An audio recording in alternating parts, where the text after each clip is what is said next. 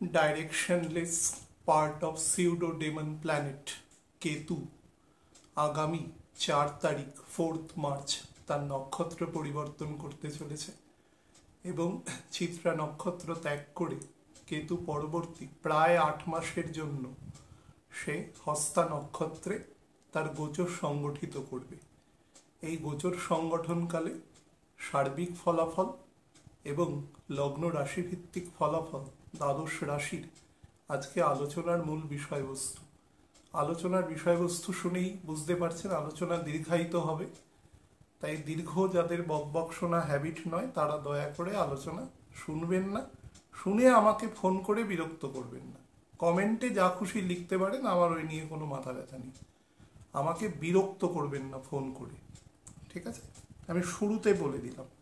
আর 2 নম্বর একটা কথা বলি, ওভার টেলিফোনে আমি ছক দেখি না, আমার বারণ আছে। বহু মানুষ সাপ্রেস করেন দেখার জন্য, তাদেরও হয়তো প্রয়োজন আছে, তারা এমনি করেন না। কিন্তু নিয়ম হচ্ছে শাস্ত্র অনুসারে জাতক জাতিকা বা তাদের গুরুত্বপূর্ণ কোনো ব্যক্তি, মানে জাতক জাতিকার পিতামাতা বা তার স্ত্রী স্বামী বা তার সন্তান, এরা যদি উপস্থিত না থাকে তাহলে তার ছক সম্পর্কে আলোচনা করতে নিই। ইভেন আমরা তো এখন রাত্রিবেলাও দেখি, রাত্রিবেলাও হরোস্কোপ দেখতে নিই। এর পেছনে একটা বেজার কারণ হচ্ছে হোরা সংক্রান্ত ব্যাপার আছে, চন্দ্রের হোরা সূর্যের হোরা, সেই সংক্রান্ত কিছু নিয়ম কানুন আছে। এই কথাগুলো এমনি লেখা হয়নি, কিন্তু আমাদের সময়ের কিছু সংকুলান আছে, সব কিছু মিলিয়ে কাজটা করতে হয়। তো সেই কারণে বিশেষত হাত কোনোদিন সূর্যালোক ছাড়া দেখতেই নি, কিন্তু আমরা তো ন্যাচারালি কৃত্রিম আলোতেই হাত দেখি, অন্তত আমি তো তাই দেখি। সুতরাং সেক্ষেত্রে বহু জায়গায় নিয়মকে ভায়োলেট করতে হয়, কিন্তু যতটা মেনটেন করা যায়।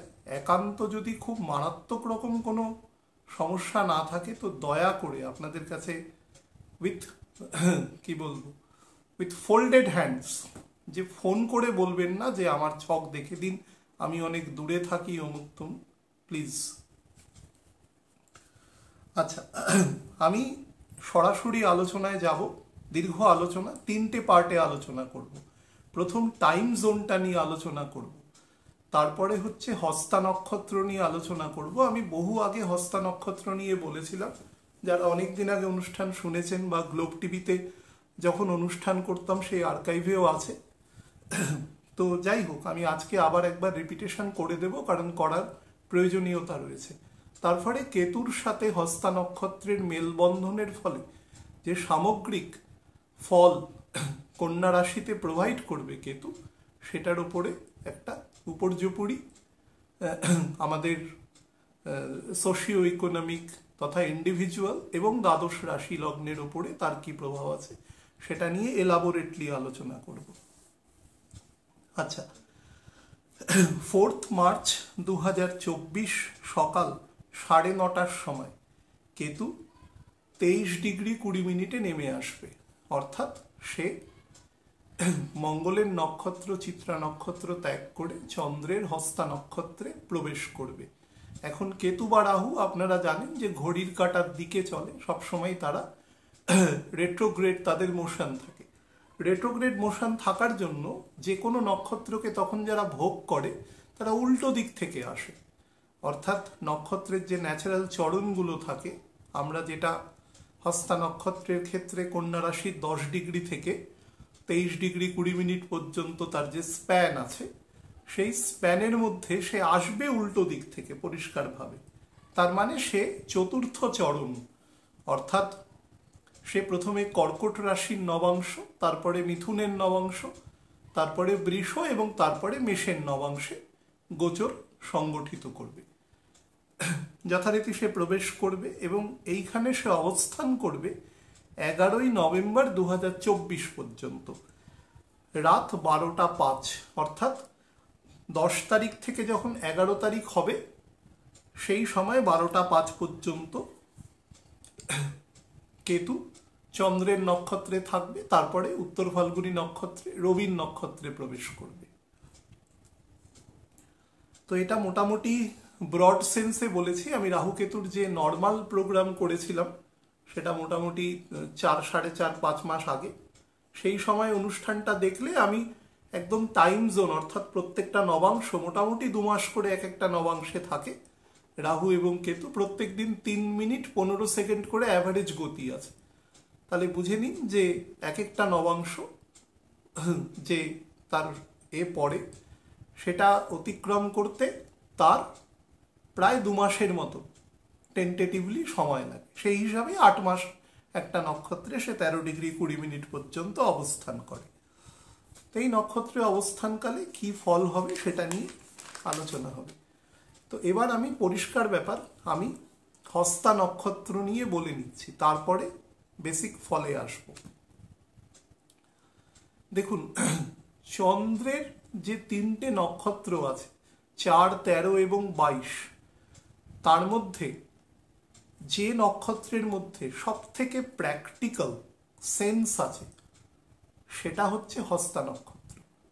আমি প্রায় 2 বছর আগে একটা অনুষ্ঠান করেছিলাম, সেখানে চন্দ্র এবং শুক্র অর্থাৎ দুটোর মধ্যে যে ইমোশনের ডিফারেন্স আছে সেটা আমি বোঝানোর চেষ্টা করেছিলাম যে কি আছে।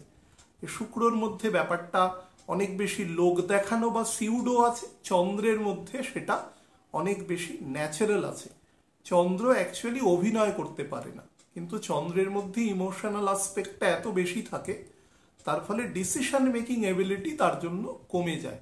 সেই জন্য চতুর্থ স্থান, এবং যেহেতু সেটার মধ্যে নিখাদ জায়গা থাকে, নিখাদ মানে তার মধ্যে কোনো ইম্পিউরিটি নেই, সেই জন্য কালপুরুষের 4th হাউস মাকে দেওয়া হয়েছে। কারণ এই সমাজে মেটেরিয়ালি ভগবানের পরে যদি কোনো মানুষ ন্যাচারাল, যদি কোনো ডিসপ্যারিটি না থাকে বা কোনো রকম অ্যাবনর্মালিটি না থাকে, তাহলে তার সন্তানকে সব থেকে বেশি মাই ভালোবাসে, তার পিতার থেকেও বেশি। এটা ন্যাচারালি সিদ্ধ। আপনি অন্যান্য প্রাণীর ক্ষেত্রেও দেখবেন মাই সারাদিন খাবার জোগাড় করে তার সন্তানকে এনে খাওয়ায়। তার মানে এটা না, আমি কোনো কম্প্যারেটিভ সেন্সে যাচ্ছি না, কেউ খারাপভাবে নেবেন না ব্যাপারটা। আমি বলছি এটা ন্যাচারালি সিদ্ধ সবার জন্যই। তো আমরা সব থেকে উন্নত যোনিতে বসবাসকারী, সুতরাং আমাদের জন্য তো অবশ্যই সিদ্ধ হবে। কালপুরুষের 4th হাউস চন্দ্রকে দেওয়াই হয়েছে, তার কারণই হচ্ছে চন্দ্রের মধ্যে সেই নিখাদ কোয়ালিটিটা আছে। পৃথিবীর সব থেকে কাছের আমরা গ্রহ বললেও অ্যাকচুয়ালি উপগ্রহ পৃথিবী থেকেই সৃষ্ট হয়েছে, তো সব থেকে বেশি অ্যাটাচমেন্ট তার সাথে পৃথিবীর আছে। সেটা আমরা যখন জোয়ার ভাটা দেখি, আমরা যেহেতু কোস্টাল এরিয়ার খুব কাছাকাছি অংশে থাকি, যারা গঙ্গার ধারে থাকেন তারা দেখতেই পান যে প্রত্যেক দিন মোটামুটি 11 ঘন্টা 52 থেকে 56 মিনিট অন্তর অন্তর যে জোয়ার ভাটা পরিলক্ষিত হয় সেটা চাঁদের কারণে হয়। একাদশী, পূর্ণিমা, অমাবস্যা, গ্রহণ থাকলে তো কথাই নেই। আমাদের শরীরের প্রায় 70 থেকে 75% জল আছে, প্রোটোপ্লাজমে 90% জল আছে। আমাদের শরীরেও তার ইমব্যালেন্সেস হয় চাঁদের জন্য। তো বয়স একটু বেশি বাড়লে সারা শরীরে ব্যথা, বেদনা, আলস মানে যেটাকে আইডলনেস বলে, এই ধরনের প্রকৃতি দেখা দেয়। যাই হোক, তো হস্তা নক্ষত্র কালপুরুষের 13 নম্বর নক্ষত্র। বুধের ঘরে থাকার জন্য এর মধ্যে যতটা পরিমাণে ক্রিয়েটিভিটি আছে, চাঁদের মধ্যে কিন্তু মনে রাখবেন সবসময় প্রাইমারি ক্রিয়েটিভিটি থাকে চন্দ্র এবং সূর্যের মধ্যে, আর শুক্রের মধ্যে থাকে সেকেন্ডারি ক্রিয়েটিভিটি। ডাইরেক্টর দেখিয়ে দেবেন নায়ক নায়িকাকে কিভাবে অভিনয় করতে হবে, এবং নায়ক নায়িকা তাদের কর্মকুশলতা অনুসারে সেই কাজটা পারফর্ম করবেন। অর্থাৎ যে কোনো একটা ইভেন্টের ডাইরেক্টর হচ্ছে সূর্য এবং চন্দ্র, শুক্র হচ্ছে সবসময় সেকেন্ডারি সেই কাজটার। এমন হতে পারে যে ডাইরেক্টর হয়তো অভিনয়ের কলাকুশল বা তারকে ক্যামেরায় রিপ্রেজেন্ট করার মতন হয়তো তার ফিজিক্যাল অ্যাপিয়ারেন্স নয়, কিন্তু তার গুণটা বেশি, অ্যাকচুয়ালি তার গুণটাই ট্রান্সফর্ম হচ্ছে। সেটা না হলে বাদ বাকি জিনিসগুলো দাঁড়াবে না, সেই জন্য প্রাইমারির ওপরেই সেকেন্ডারি দাঁড়িয়ে থাকে। তো এখানে চন্দ্রের গুণ সবসময় প্রাইমারি আছে। মা প্রাইমারি, বাবা প্রাইমারি, একদম যেখান থেকে আমাদের মেটেরিয়াল সৃষ্টি হচ্ছে। আমরা ধরে নিচ্ছি যদি স্পিরিচুয়াল সেকশনটা এই মুহূর্তে আলোচনা না করি। তো হস্তা নক্ষত্রের মধ্যে যেহেতু বুধের ঘরে সে পড়ে যাচ্ছে এবং রবির ন্যাচারাল, সেটা বুধের এক্সল্টেড ঘর, শুক্রের নিজ ঘর, তো শুক্র সেখানে প্র্যাকটিক্যাল বিহেভ করে। আমি আগের দিন বলেছিলাম যে শুক্র এখানে ফোর্সড হয় প্র্যাকটিক্যালি কাজ করবার জন্য। আর আগের যে অংশটা বলেছিলাম মকরের ঘরে, সেখানে সে অ্যাটিটিউড চেঞ্জ হয়, দুটোর মধ্যে ডিফারেন্স আছে। তার মানে বুধের ঘরে কেউ এসে খুব ইললজিক্যাল বিহেভ করতে পারে না, কারণ এটা বুধের এক্সল্টেড সিচুয়েশন, মূল ত্রিকোণ, এবং রবি থেকে দ্বিতীয় ঘর, রাজার প্রোক্লামেশন, রাজার ঘোষণাপত্র। সেই ঘোষণাপত্রে যদি কিছু উল্টোপাল্টা হয় তাহলে সেখানে রাজদ্রোহ তৈরি হয়ে যেতে পারে, সেইখানকার সেই স্টেটের ল অ্যান্ড অর্ডার সিচুয়েশন বিগড়ে যেতে পারে। সুতরাং সেই ঘরের মধ্যে ইমোশন থাকুক, সব থাকুক, কিন্তু বাইরে যখন সেটার ডিক্রিটা আসবে, সেই ডিক্রিটার মধ্যে কিন্তু কোনো রকম অ্যাম্বিগিউটি থাকবে না। সেটাই হচ্ছে বুধের ঘর। কন্যা রাশির সাইনটা দেখবেন যে নৌকায় বসা একজন ফিমেল আছে, যার মধ্যে কিন্তু সম্পূর্ণ ইমোশন রয়েছে, কিন্তু ইমোশনকে সে আটকে রেখে, চিত্রটা দেখে বুঝবেন, ইমোশনটাকে সে আটকে রেখে সে কিন্তু পরিবাহিত হচ্ছে এবং সরাসরি কোঅর্ডিনেশন পরিবাহিত করছে। তার মানে বোঝাচ্ছে এর পেছনে ইমোশন আছে। ইমোশনাল আসপেক্ট থেকেই আমরা সমস্ত কাজ করি। ইমোশনটা যদি না থাকে তাহলে কাজের তো বেসিক প্যারামিটার নষ্ট হয়ে যাবে। কিন্তু ইমোশনটাকে এখানে অ্যাকিউমেন্ট করা হচ্ছে অনেক বেশি, এর মধ্যে একটা লজিক্যাল ব্যাকগ্রাউন্ড কাজ করছে, সেটা বুধের কারণে কাজ করে। এবার খুব সিম্পলি বুঝুন, এই হস্তা নক্ষত্রের আমাদের মহাকাশের যদি পরিমণ্ডল বোঝানো যায় তাহলে সেটা 160 ডিগ্রি থেকে 173 ডিগ্রি 20 মিনিট, বা কন্যা রাশিতে যদি ইন্ডিভিজুয়ালি দেখি তাহলে সেটা কন্যা রাশির 10 ডিগ্রি থেকে 23 ডিগ্রি 20 মিনিট পর্যন্ত বিস্তার আছে। মেষ রাশি থেকে যে কোনো চন্দ্রের নক্ষত্রেরই সেটাই নবাংশ ভিত্তিক বিস্তার থাকে, মেষ থেকে কর্কট পর্যন্ত। তো এর মধ্যে যে প্রথম দুটো নবাংশ আছে, সেই দুটো নবাংশের মধ্যে তামসিক প্রবৃত্তি আছে। আমি যখন আসবো পরে তখন বলবো, বা কেতু যখন উল্টো দিক দিয়ে যাবে তখন সেই প্রবৃত্তিটি নিয়ে আমরা আলোচনা আজকে করে দেব এখানে। থার্ড নম্বর যে নবাংশ আছে, যেটা জেমিনি, জেমিনি নবাংশের ক্ষেত্রে কিন্তু তার মধ্যে রাজসিক প্রবৃত্তি জাগ্রত হয়।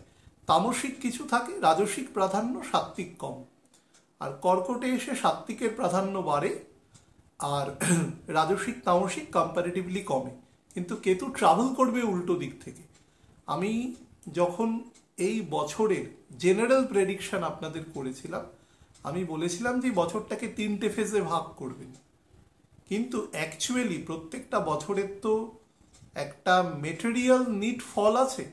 সেই মেটেরিয়াল নিট ফলটা কিন্তু এই বছরের জন্য খুব একটা উৎকৃষ্ট নয়। আমি যাদের সাথে কথা বলেছি বা বলি, এলাবোরেটলি বলি, তাদের প্রত্যেককে এই কথাটা আমি বলেছি, এই বছরটা কিন্তু খুব বেশি অ্যাসপিরেশনের বছর নয়। কিছু ইন্ডিভিজুয়াল 5 to 8% ইন্ডিভিজুয়াল হরোস্কোপ যাদের মধ্যে সেই স্টেবিলিটি আছে, তারা ব্যতি রেখে সামনের বছরের অলমোস্ট মার্চ মাসের ফার্স্ট উইক অবধি আমি খুব একটা প্রোগ্রেসিভ প্ল্যানেটারি মুভমেন্ট দেখতে পাচ্ছি না। সেই পর্যন্ত ওয়েট করতে হবে। তো যাই হোক, তো হস্তা নক্ষত্রের এটা বেসিক বিস্তার আছে। হস্তা নক্ষত্রের একটা 5 স্টার কনস্টিলিউশন, 5টা তারা একত্রে যে নক্ষত্রপুঞ্জ তৈরি করছে সেটাকে আমরা হস্তা বলি। এর আকৃতি হাতের তালুর মতো অনেকটা, সেই জন্য হস্তা কথাটা বলা হচ্ছে এক্ষেত্রে। হস্ত, হস্ত থেকে হস্তা বলা হয়, কোথাও হস্তও বলা হয়, বিভিন্ন রকম প্রোনাউন্সিয়েশন আছে। এর যে নক্ষত্র লর্ড আছে সে হচ্ছে সূর্য, পরিষ্কার ব্যাপার। চন্দ্রের নক্ষত্র, কিন্তু নক্ষত্র লর্ড সূর্য। তাহলে বুঝতে পারছেন প্রোক্লামেশনের উপরে কতখানি কন্ট্রোল আছে। এটা আমি বারবার বলি যে বুধ হচ্ছে রাজার প্রোক্লামেটার অ্যাকচুয়ালি। সে হচ্ছে, আগেকার দিনে দেখবেন ওই একটা ঢোল নিয়ে বেরোতো সবাই, মহারাজা কোনো আদেশ করেছে তো কোনো নুক্কারের ওপরে দাঁড়িয়ে কিছু লোক ঢোল বাজিয়ে সবার পাবলিক অ্যাটেনশন করে একটা বক্তব্য রাখতেন। এখন সেটা আমাদের ডিজিটাল মাধ্যমে অর্ডার আকারে বিভিন্ন আকারে বেরোয়। তো সে হচ্ছে এই, তার মানে পুরোটা কন্ট্রোল করছে এক্ষেত্রে, ইমোশনকে কন্ট্রোল করছে রবি। রবি হচ্ছে ততটাই প্র্যাকটিক্যাল। তো এক্ষেত্রে না মাতা পিতার মধ্যে অদ্ভুত ব্যালেন্স রাখে হস্তা নক্ষত্রের মধ্যে আমি দেখেছি। কিন্তু হস্তা নক্ষত্রের মধ্যে ফায়ারি এলিমেন্ট আছে, চন্দ্রের নক্ষত্র হওয়া সত্ত্বেও ফায়ারি এলিমেন্ট আছে, যেহেতু সূর্য তার, ভানু তার আরেকটা নামও আর কি। তো সে একে যেহেতু কন্ট্রোল করে, তো এর মধ্যে অনেক সময় রাজসিক প্রবৃত্তিটা বাড়িয়ে দেয়। তার মধ্যে অনেক সময় এর মধ্যে অ্যাগ্রেশন বা তীক্ষ্ণতা বা অল্টারকেটিভ মেন্টালিটি, আর্গুমেন্টেটিভ নেচার, অনেক সময় কোনো কিছুতে অবস্টিনেন্স নেচার এদের মধ্যে কিন্তু খুব সহজে দেখা যায় হস্তা নক্ষত্রের মধ্যে। হস্তা নক্ষত্রের গুণ সম্পর্কে মুনি ঋষিরা অসংখ্য গুণাবলী বলে গেছে। তার মধ্যে সব থেকে বড় হচ্ছে আমাদের এই যে এন্টায়ার সিভিলাইজেশন, আমরা তো নকলই করেছি না, ভগবানের জিনিস নকল করেছি। আমাকে অনেক লোক বলে দেখুন আর্টিফিশিয়াল কিডনি বানাচ্ছে আমাদের আমাদের সায়েন্স এগিয়েছে, অবশ্যই এগিয়েছে। মানুষের পরমায়ু অবশ্যই কিছুদিন বাড়ানো যাবে, তার যে ব্যথা বেদনা থেকে সে কষ্ট পাবে, কষ্টের থেকে মুক্তি পাবে। তো নকলই তো করেছি না আলটিমেটলি, আসল জিনিসটা তো বানিয়ে দিয়ে গেছেন যিনি বানিয়েছেন। হার্টের বানাচ্ছে আর্টিফিশিয়াল, আলটিমেটলি নকল করছি আর কি, যাকে আমরা কি বলি খাতায় টুকলি করা।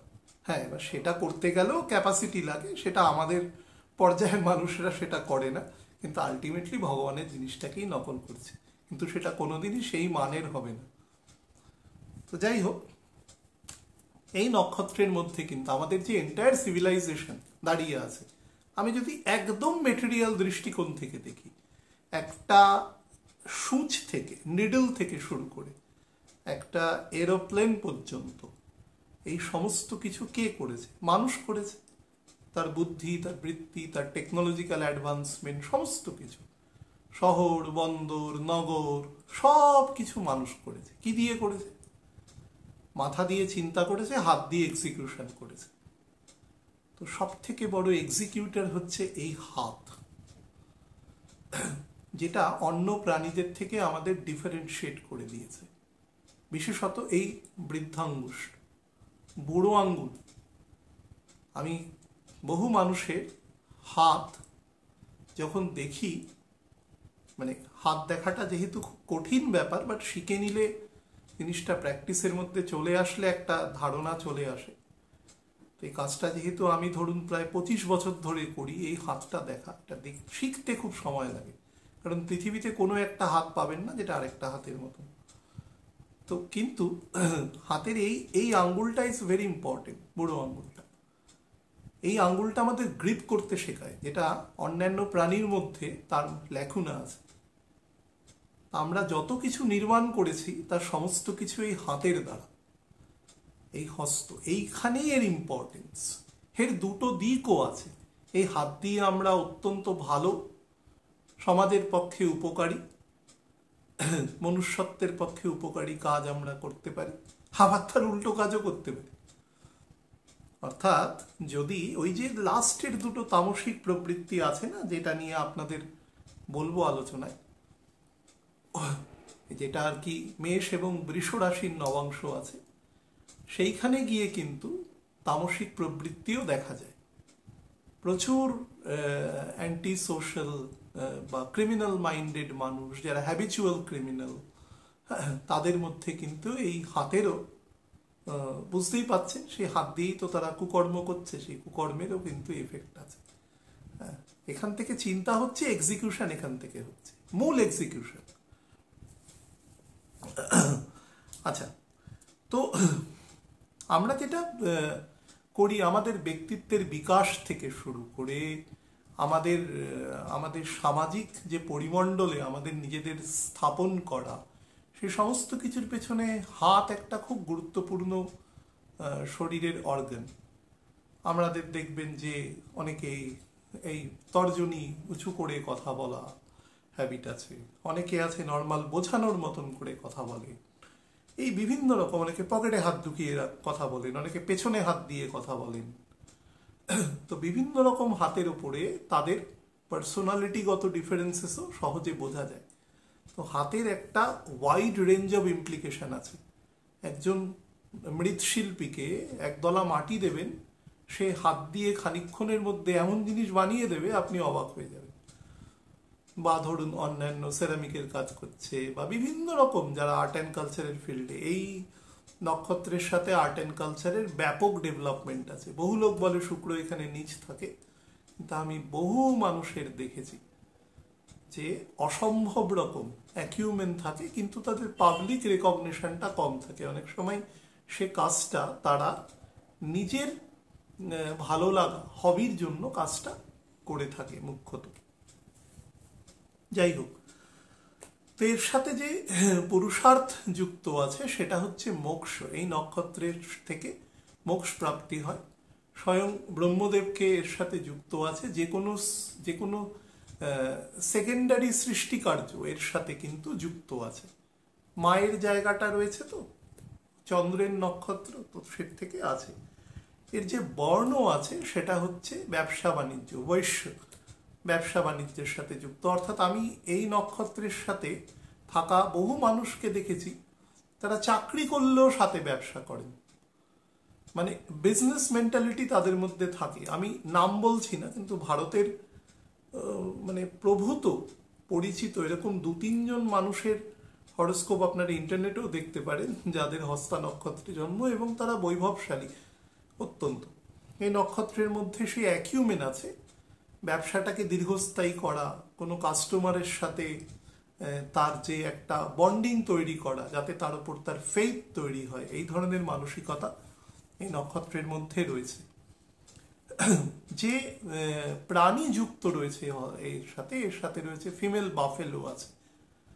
তো ফিমেল বাফেলো, তার আকৃতি আয়তন অনেক বড়, আমাদের দুধ দেয়, যে দুধ আমরা পান করি, কিন্তু ফ্যাক্টর হচ্ছে এই দুধ হজম করা কষ্টকর। সুতরাং এই নক্ষত্রের যে নির্যাস আছে সেই নির্যাসটা একটু হার্ড টু ডাইজেস্ট। সেই কারণে যারা খুব পরিশ্রমী না হয় তারা এই দুধ খেয়ে হজম করতে পারবে না। তার মানে এই নক্ষত্রের যে নির্যাস বা এর যে বলতে পারেন গুরুত্ব বা এসেন্স, সেটা অনেক বেশি। সেটা ডাইজেশন করতে গেলে, যেহেতু মোক্ষের স্তরে আপনাকে নিয়ে যাবে না, ডাইজেশন করতে গেলে আপনাকে সেই জায়গায় স্পিরিচুয়ালি উঠতে হবে, তবেই সেই ফলটা দেয়। এবং আমি 81 সালে জন্ম, 80 সালের শেষ দিক থেকে 81 সালে জন্ম, বহু গুণী মানুষ দেখেছি যাদের শনি এই নক্ষত্রে আছে এবং সমাজে তারা খুব গুরুত্বপূর্ণ জায়গা অ্যাচিভ করেছে, কিন্তু একদম নির্লিপ্ত। তারা ওই ব্যাপারটা নিয়ে কখনো বেশি প্রচার প্রয়াস করে না, কিন্তু তারা সমাজে অত্যন্ত দৃঢ়চেতা এবং অনেক সামনের দিকে এগিয়েছে। আচ্ছা, যে পাখি এর সাথে যুক্ত আছে সে হচ্ছে শকুন। এর দৃষ্টি কি আছে না, অনেক ওপর থেকে দেখে নেবে। এই নক্ষত্রের একটা গুণ আছে, it is a very good fault finder. মানুষের ভুল ধরে নেওয়ার মতন ক্ষমতা রয়েছে, কিন্তু ধরে সে সবসময় যে তাকে কোনোভাবে ডেফামেশনের দিকে নিয়ে যাবে সেটা করে না, কিন্তু তার চোখে থাকে, তার রিডিংয়ে থাকে, স্মৃতিশক্তি খুব হাই হয় এই নক্ষত্রের। তো সেই কারণে সে মাথায় রেখে দেয় ব্যাপারটা এবং অনেক দূর থেকে শিকার করে এবং সেকেন্ডের মধ্যে শিকার করে নিয়ে বেরিয়ে যায়। তো যতই ওপরে উঠুক, এর নজর কিন্তু অনেক নিচের দিকে থাকে। এই কারণে এই নক্ষত্রের তামসিক প্রবৃত্তিটা এখান থেকে কিছুটা বোঝানো হয়। আর যে ট্রি এর সাথে যুক্ত আছে তাকে ব্যানিয়ান ট্রি বলা আছে, বট গাছ বলা আছে শাস্ত্রে। এবার বট গাছের বিশেষত্ব কি? আমাদের যখন প্রথম কৃষ্ণ অমাবস্যা হয়, আমাদের যখন আমরা যে মাস থেকে ধরে থাকি, চৈত্র মাস থেকে প্রথম মাস, যেটা আমাদের ক্যালেন্ডার, জাতীয় ক্যালেন্ডার বিক্রম সম্বত, সেই অনুসারে চৈত্র হচ্ছে প্রথম মাস। তো সেই অনুসারে প্রথম যে কৃষ্ণ অমাবস্যা হয়, সেই কৃষ্ণ অমাবস্যায় ভগবানের পুজো আরাধনা হয়। অ্যাকচুয়ালি ভগবান মার্কেন্ডেয় ঋষিকে এবং সাবিত্রী মানে মা সাবিত্রীকে দেখতে গিয়েছিলেন এবং সেখান থেকে পুনর্জন্ম হয়, রিভাইভেশন হয়। এই নক্ষত্রের মধ্যে হিলিং কোয়ালিটি আছে। তো এই হিলিং কোয়ালিটি থাকার জন্য দেখবেন যে বট গাছকে আমরা অত্যন্ত শ্রদ্ধা ভরে পুজো আর্চা করে থাকি, সন্ধেবেলা প্রদীপ দিই, বা বহু জায়গায় গাছপালা কাটার সময়ও অনেক রকম বিধিপূর্বক নিয়ম করে, বিশেষত যাদের পশ্চিম ভারতে একটু যাতায়াত আছে, আমার যেহেতু বিভিন্ন কারণে একটা সময় পর্যন্ত যাতায়াত ছিল, আমি জানি তারা বাড়িতেও যদি, পুরনো বাড়িতেও যদি বট গাছ কখনো তৈরি করে, মানে হয়ে যায় না অনেক সময়, তারা কিন্তু সেই গাছও কাটার আগে বিধিপূর্বক পুজো অর্চনা করে তারপরে সেটা করা হয়। অ্যাকচুয়ালি যে কোনো গাছ কাটার আগেই সেটা করার নিয়ম। কাউকে হত্যা করার অধিকার আপনাকে কেউ দেয়নি। সৃষ্টি করার অধিকার যখন আপনাকে দেয়নি, তাকে বিনাশ করার অধিকারও দেয়নি। কিন্তু ঠিক আছে, আমরা সেটা অবলীলাক্রমে করে থাকে সমাজে মানুষ, অজ্ঞানতার ফল আর কি। তো যাই হোক, যে মার্কেন্ডেয় ঋষির কিন্তু পুনরুজ্জীবন ঘটেছিল, তো এর সাথে একটা রিবার্থের যোগ আছে এই নক্ষত্রের সাথে। অত্যন্ত গুণী নক্ষত্র এই নক্ষত্র। মানে চন্দ্রমা থাকার জন্য প্রাইমারি ক্রিয়েটিভিটি এর মধ্যে থাকে, আমি আগেই যেটা বললাম। এবং হাতের আমাদের যে হাত, আমাদের যে আইডেন্টিটি যে তৈরি করে, সে কিন্তু এই নক্ষত্রের সাথে সোললি সার্কুলেটেড থাকে। এবং এই হাতের দ্বারা আমরা যে মোক্ষ, মনে করুন বিভিন্ন মুদ্রা আছে, তো আমরা যে মুদ্রায় আমরা ধ্যান, যোগা, প্রাণায়াম করে থাকি নর্মালি, তো সব কিছুই আমাদের যে আত্মস্থ হয়, আমাদের সাথে ভগবানের যে কানেকশন হয়, সেই কানেকশনটা কিন্তু হাতের থ্রু দিয়ে হয়। যোগা, প্রাণায়াম, এভরিথিং, বিভিন্ন যে মুদ্রা আছে সেগুলো দেখবে এর দ্বারাই মুখ্যত সংগঠিত হয়। এবং সমস্ত কলাকুশলতার পেছনে হাতের একটা ভূমিকা রয়েছে। আবার যেটা বললাম, হাতই জাতকের কিন্তু প্রধান শত্রু হিসাবে কাজ করে থাকে। এবং ডুয়ালিটি প্রফেশন এদের মধ্যে থাকে। এবং মানুষ এবং ভগবানের মধ্যে কানেকশনের মধ্যে এই নক্ষত্র কিন্তু একটা খুব গুরুত্বপূর্ণ ভূমিকা যাপন করে। এবং রাজসিক যে প্রবৃত্তি আছে, যেটা জেমিনায়ের ঘরে আছে মুখ্যত, বা টরাসের ঘরের মাঝামাঝি, বিশেষত টরাসের ঘরের চন্দ্রের নক্ষত্র থেকে, রোহিণী নক্ষত্র থেকে, তার মধ্যে যে রাজসিক প্রবৃত্তিটা জাগ্রত হতে থাকে, সেটা কিন্তু সমাজের মধ্যে গ্রিপ তৈরি করতে অনেক বেশি কাজে দেয়। এটা বেসিক জিনিস মাথায় রাখবেন আর কি। এবার যে হিসেবে আমরা আলোচনা করব, আমরা এই নক্ষত্রের গুণাবলী কেতুর ওপরে কিভাবে আসবে। দেখুন, কেতু নিয়ে অনেকে অনেক কথা বলেন, আমি শুনি, আমাকেও পাঠান। তাদের প্রতি সম্পূর্ণ শ্রদ্ধা জ্ঞাপন করে আপনাদের আমি বলছি যে শাস্ত্রে যেটা বলা আছে, দুর্ভাগ্যের বিষয় হচ্ছে আমাদের সমাজে বেদের একটা বড় অংশ লুপ্ত হয়ে গেছে। সেটা কালগত কারণে, প্রিজার্ভেশনের কারণে লুপ্ত হয়েছে।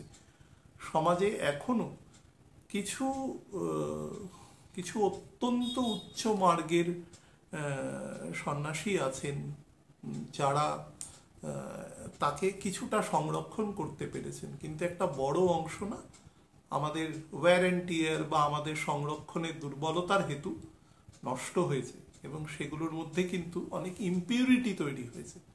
তো সেই কারণে আপনি যখন অথর্ববেদ পড়বেন, নর্মালি মানে বইয়ের দোকান থেকে কিনে এনে পড়ছেন, এর মধ্যে কিন্তু এমন কিছু জিনিস থাকবে যেটা কিন্তু অ্যাকচুয়ালি নয়। খুব নর্মালি ভাবার চেষ্টা করুন যে একটি সাপ, সেই সাপের মাথাটা যদি বিষাক্ত হয়, তার বডিটা কি খুব ভালো হতে পারে কখনো? এটা পসিবল? হ্যাঁ, আপনি হয়তো বলতে পারেন বডিতে তার বিষ জেনারেট হচ্ছে না। অনেকে তো আমি শুনেছি খুব খারাপ জিনিস ব্যবহার করছি আর কি, সব তো মাংস টাংস খায় অনেকে। যাই হোক, সে যেটা যে খাচ্ছে খাক, কিন্তু আমার বিষয় হচ্ছে যে বডি তো তার আলটিমেটলি ওই বিষটা জেনারেট করবার জন্য যে শক্তি বা যে খাদ্য, যে উপাদান, সেটাই তো তৈরি করছে না। বডিটার মধ্যে হয়তো বিষটা ছড়িয়ে নি, বিষটা হয়তো তার মাথার কাছে রয়েছে, তার জিহ্বার মধ্যে রয়েছে। সে কাউকে যদি বাইট করে, যদি সেটা ভেনোমাস হয়, তাহলে অনেক দুর্ঘটনা ঘটে যেতে পারে, এমনকি মানুষের মৃত্যু পর্যন্ত ঘটতে পারে। কিন্তু তার মানে তো এটা নয় যে তার মুন্ডুটা যদি না থাকে সাপটির, বাকি অংশটা খুব পবিত্র হয়ে যেতে পারে। আমরা তাকে কি বলবো, সাপেরই দেহ বলবো, তো তাকে তো কোনো অন্য কোনো পশু পাখির দেহ বলবো না। তো শরভানু নামক একরকম একজন দৈত্য, যে ছদ্মবেশ ধরে, প্রত্যেকটা গুণ বোঝার চেষ্টা করুন এখানে, ছদ্মবেশ ধরে সে দেবতাদের সাথে বসেছিল। ভগবান তখন 3-4টে ফেজে একসাথে ছিলেন। নিচে মোহিনী রূপে রয়েছেন, নিচে কুর্ম অবতারে রয়েছেন, মন্দার পর্বত তার উপরে রয়েছে, তিনি ধন্বন্তরী রূপে রয়েছেন, এছাড়া একাধিক, তিনি তো অনন্ত তার বিস্তার, সুতরাং যেখানে যেরকম ভাবে খুশি থাকতে পারে।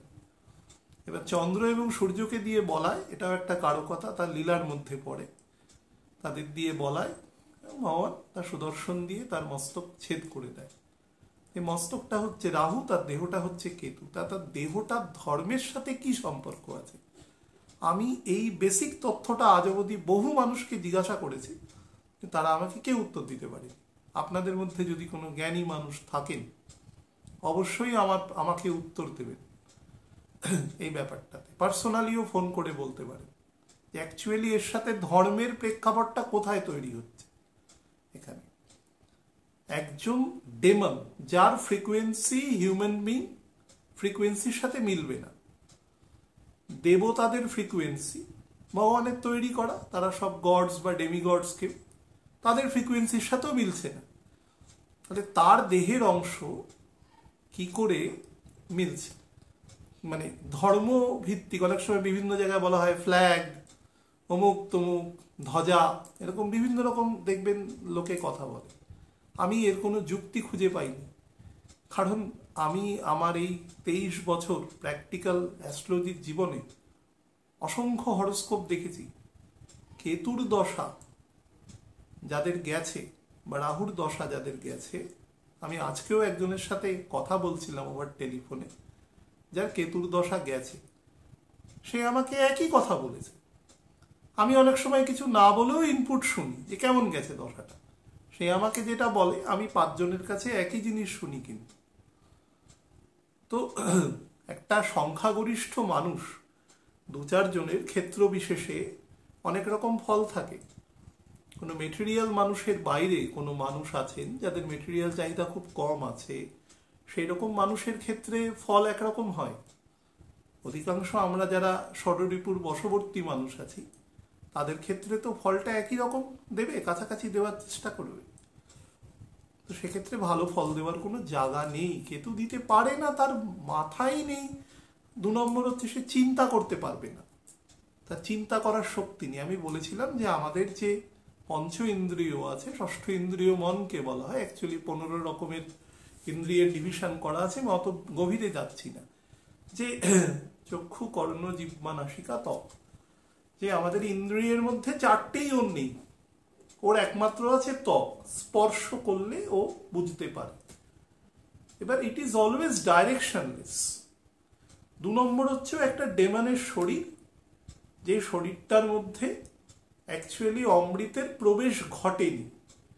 বহু পণ্ডিত বলেছে যে কেতুর দৃষ্টি নিয়েই বিতর্ক আছে, যে তার সপ্তম মানে পঞ্চম, নবম, সপ্তম উল্টো দিক থেকে দৃষ্টি, তো সেটা নিয়ে বিতর্ক আছে, কারণ তার তো আইজই নেই। আমরা ইম্প্যাক্ট নিয়ে কথা বলি, তার দৃষ্টি নিয়ে কার্যত কখনো কোনো কথা বলি না। এরকম একটা ডাইরেকশনলেস সিউডো প্ল্যানেট, তাকে দেখাও যায় না, তার কোনো অস্তিত্ব খালি চোখে দেখা যায় না। তো সেই রকম একটা জায়গায় তাকে কি করে মানে ধর্মের সাথে বা যুক্ত করা যায়। এবারে ধর্ম নিয়ে বিভিন্ন রকম কাউকে যদি বলা যায় যে what is the definition of ধর্ম, তো বিভিন্ন লোক বিভিন্ন বলবে, কারোর প্রশ্নের উত্তরই ভুল হবে না যদি আপাত ব্রড লাইনে বলা যায়। ভগবান যেটা বলে গেছে, ধর্ম হচ্ছে সেই গুণ যেই গুণ থেকে তাকে পৃথক করলে তার অস্তিত্ব থাকে না। অর্থাৎ নুনের ধর্ম নোনতা, তার থেকে নুনকে পৃথক করে দিই, নোনতা ধর্ম, তাহলে it is no longer to be a salt. মুখে দিলেন চিনির মতো লাগলো, তো চিনি আপনি ব্রাজিলে গিয়ে খান, আপনি ইংল্যান্ডে গিয়ে খান, মানে লন্ডনে গিয়ে খান, আপনি রাশিয়াতে গিয়ে খান, সে তো মিষ্টি লাগবে, আপনি খেলেই বুঝতে পারবেন ওটা চিনি বা চিনির মতন কোনো একটা বস্তু। বা লঙ্কা খাচ্ছেন, সে যদি মঙ্গোলিয়াতে গিয়েও খান তো ঝালই লাগবে কিয়দংশে, ওটা তার গুণ।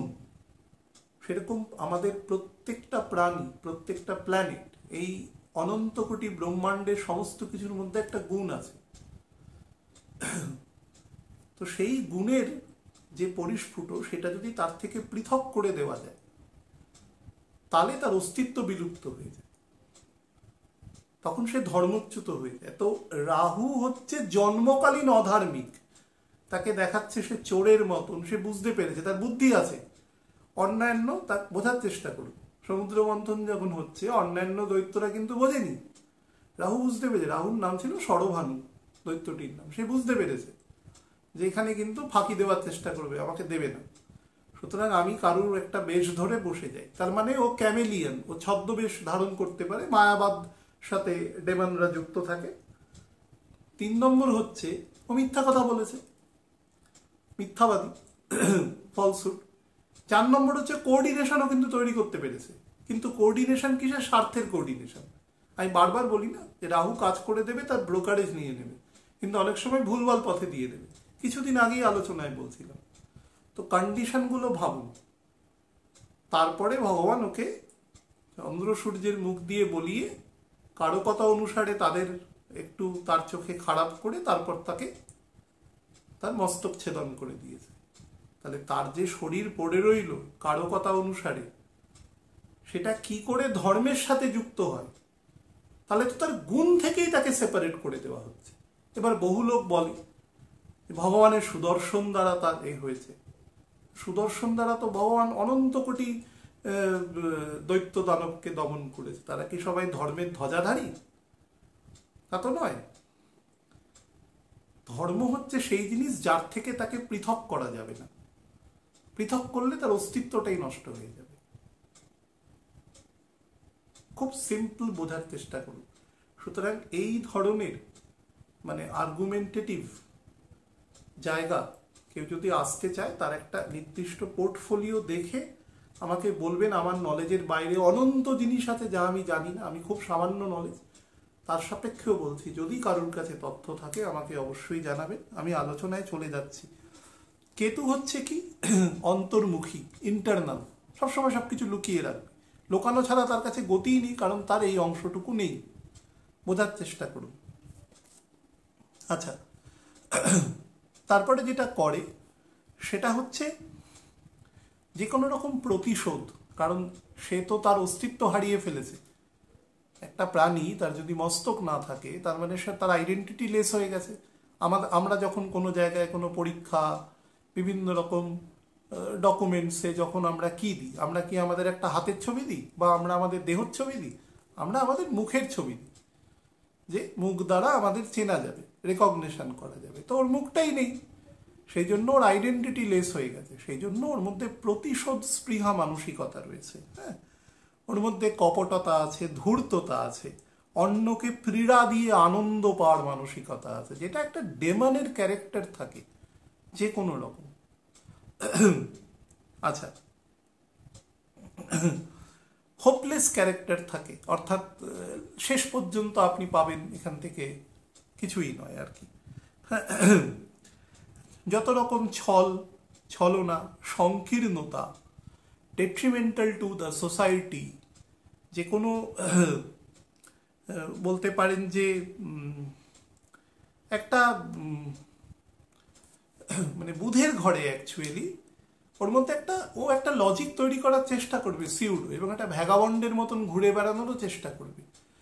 যদিও এটা আর্থ সাইন, পৃথ্বীকারক রাশি,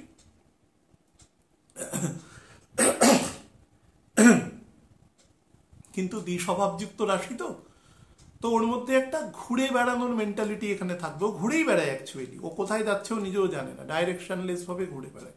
সেই জন্য কেতুর দশায় মানুষকে ডাইরেকশনলেস করে দেয়, এটা কেতুর বেসিক নেচার। তার কারো কথা অনুসারেই ফল দেয়। আচ্ছা, আমাদের ক্লেপ্টোম্যানিক মেন্টালিটি করে, চৌর্যবৃত্তি। আমি বহু মানুষকে দেখেছি যে প্রচুর বৃত্তশালী। আমি কিছুদিন আগে ভিডিওতেও দেখছিলাম একটা, যে একটা রেস্টুরেন্টে গিয়ে বিদেশের একটা রেস্টুরেন্টে গিয়ে কিছু হাই প্রোফাইল মানুষ তারা চামচ নিচ্ছে পকেটে ভরে, স্পুন যাকে বলা যায়।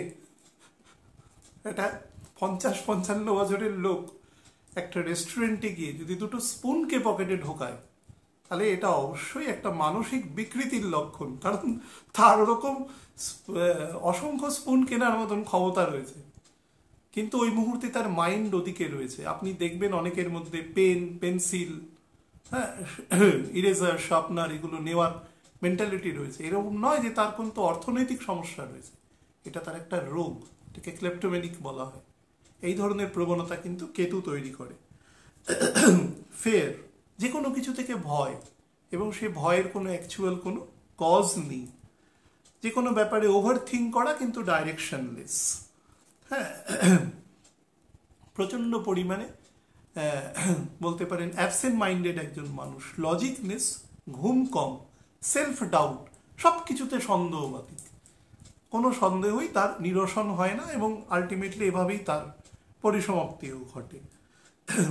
আচ্ছা, অত্যন্ত নিম্নমানের ডিসিশন মেকার যাকে বলা যায়, পোর ডিসিশন মেকার। ঈর্ষা, অহংকার, ইললেজিটিমেট তর্ক করা, মানুষকে ইনস্টিগেট করা, মানুষকে উত্তেজিত করা, অহেতুক মানুষের ওপরে দোষারোপ করা, নিজের সম্পর্কে অনেক বোস্টিং কথাবার্তা বলা, যেগুলোর সাথে তার দূর দূর পর্যন্ত সম্পর্ক নেই, ধার করে ঘি খাওয়া, যে ধরনের কথা আমরা বলে থাকি, সেই ধরনের প্রবৃত্তি, ন্যাচারাল জায়গা থেকে সরে যাওয়া, যেটা প্রকৃতি আছে সেটা হয়, সেটা শুক্রের মধ্যেও আছে।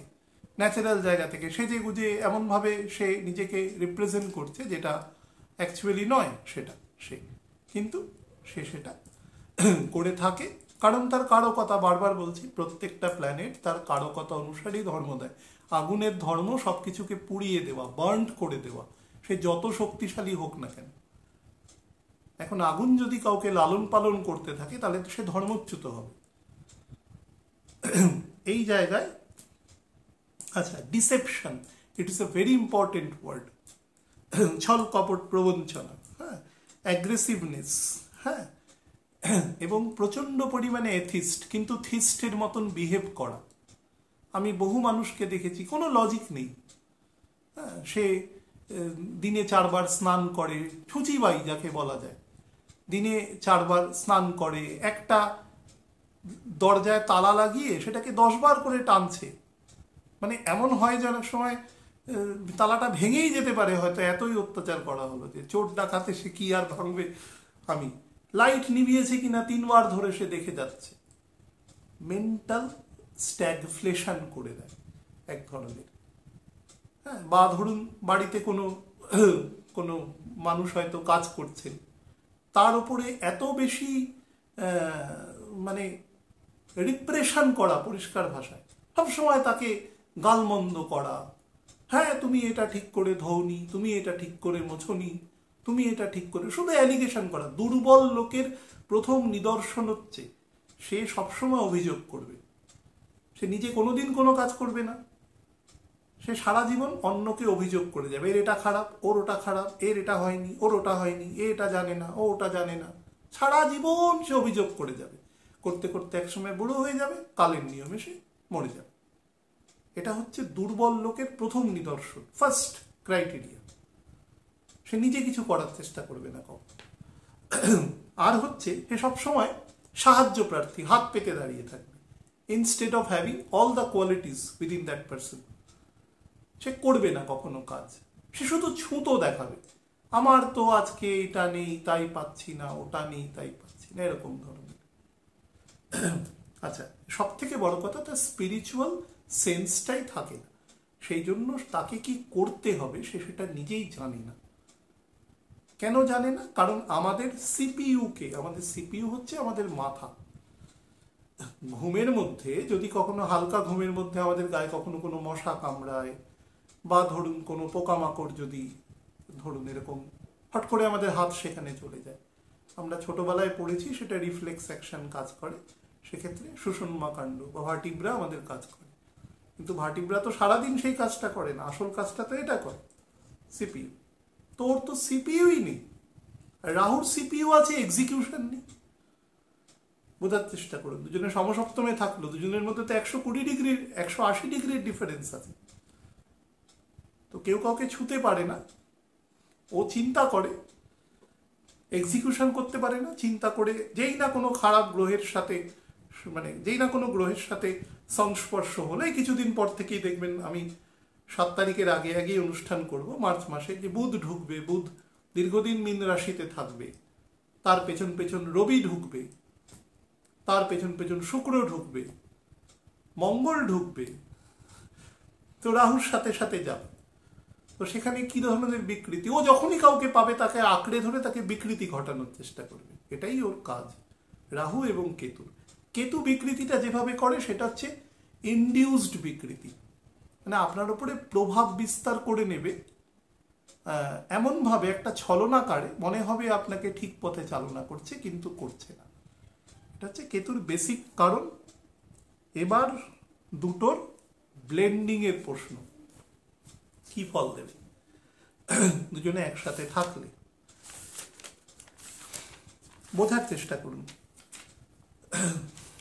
কালপুরুষের 4th হাউস হচ্ছে চন্দ্র, সেই চন্দ্রের ঘরে বুধেরও একটি নক্ষত্র আছে, তার নাম হচ্ছে অশ্লেষা।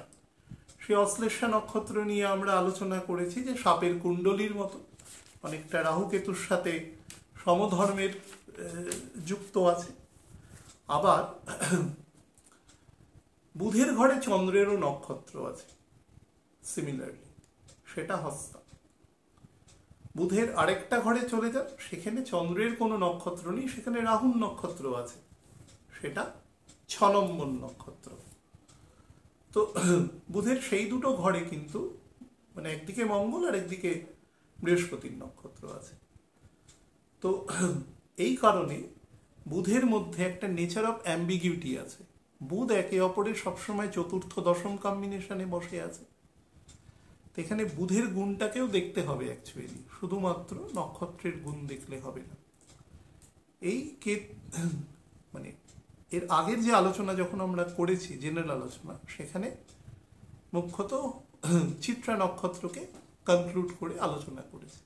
হস্তা নক্ষত্রের বেসিক ডিফারেন্স যেটা তৈরি করবে সেটা হচ্ছে মানুষের অন্তত প্রারম্ভিক ক্ষেত্রে, মানে 4th মার্চ অনওয়ার্ডস যেটা করবে সেটা হচ্ছে মানুষের যে প্রাইমারি ক্রিয়েটিভিটি আছে, সেই ক্রিয়েটিভিটিতে ও প্রথম ফ্র্যাগমেন্টেশন করবার চেষ্টা করবে। কিরমভাবে করবে?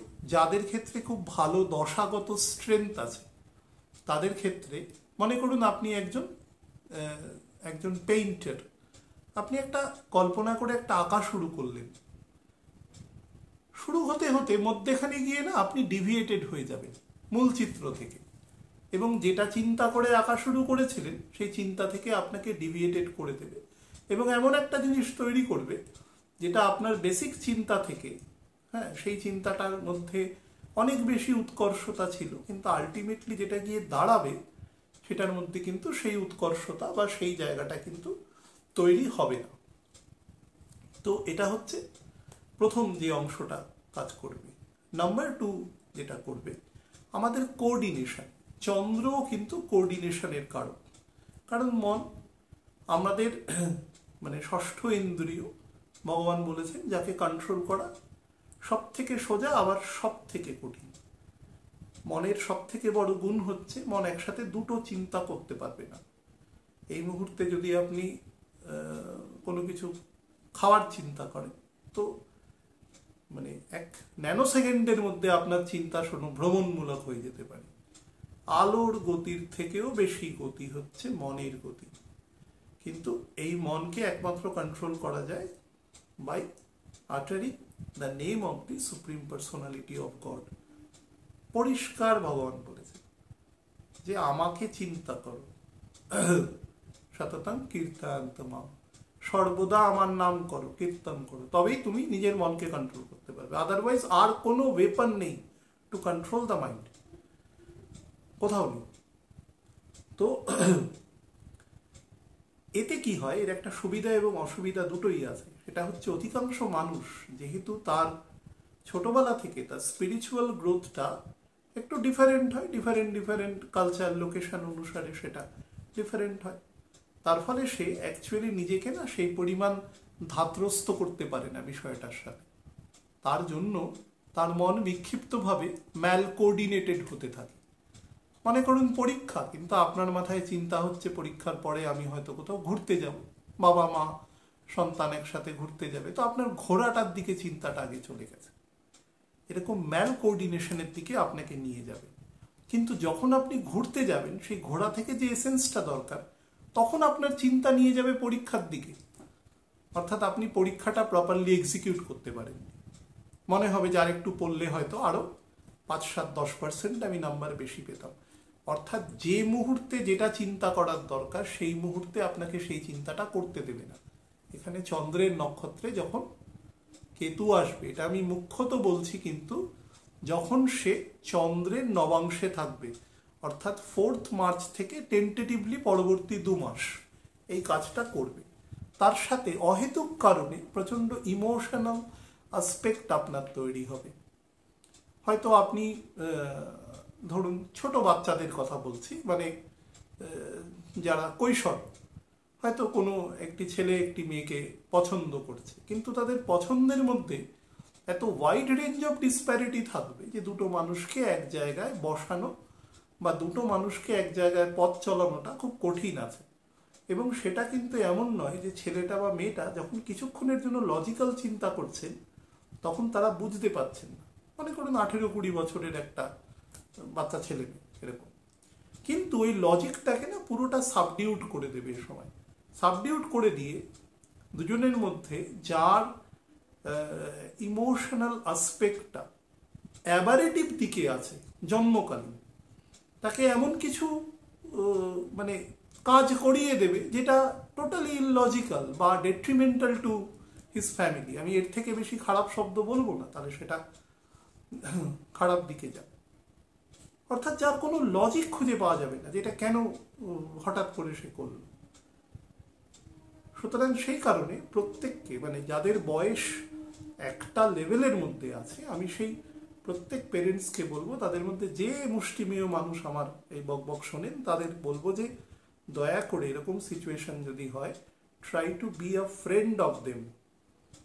তাদের বোঝাতে যাবেন না আপনি তাদের গার্জিয়ান, তাদের বন্ধু হয়ে পাশে থাকার চেষ্টা করবেন। কারণ কেতুর এফেক্টটা আপনার উপরেও হবে, আপনিও কিন্তু লজিক হারাবেন, আমরা সবাই হারাবো। যার মধ্যে ঈশ্বরের সাথে কোঅর্ডিনেশন করার জায়গা যত বেশি আছে সে কম হারাবে, যার মধ্যে যত কম আছে সে বেশি হারাবে, পরিষ্কার ব্যাপার। 3 নম্বর হচ্ছে ডেটের মধ্যে নিয়ে যাওয়া। অহেতুক কারণে একটা ভিসিয়াস সার্কেল অফ ডেটের মধ্যে নিয়ে যাওয়া। আপনি কাউকে বলবেন যে আমি অমুক ডেটে আপনার টাকাটা ফেরত দেব, কিন্তু আপনি ডেট ফেল করতে পারেন কোনো কারণে।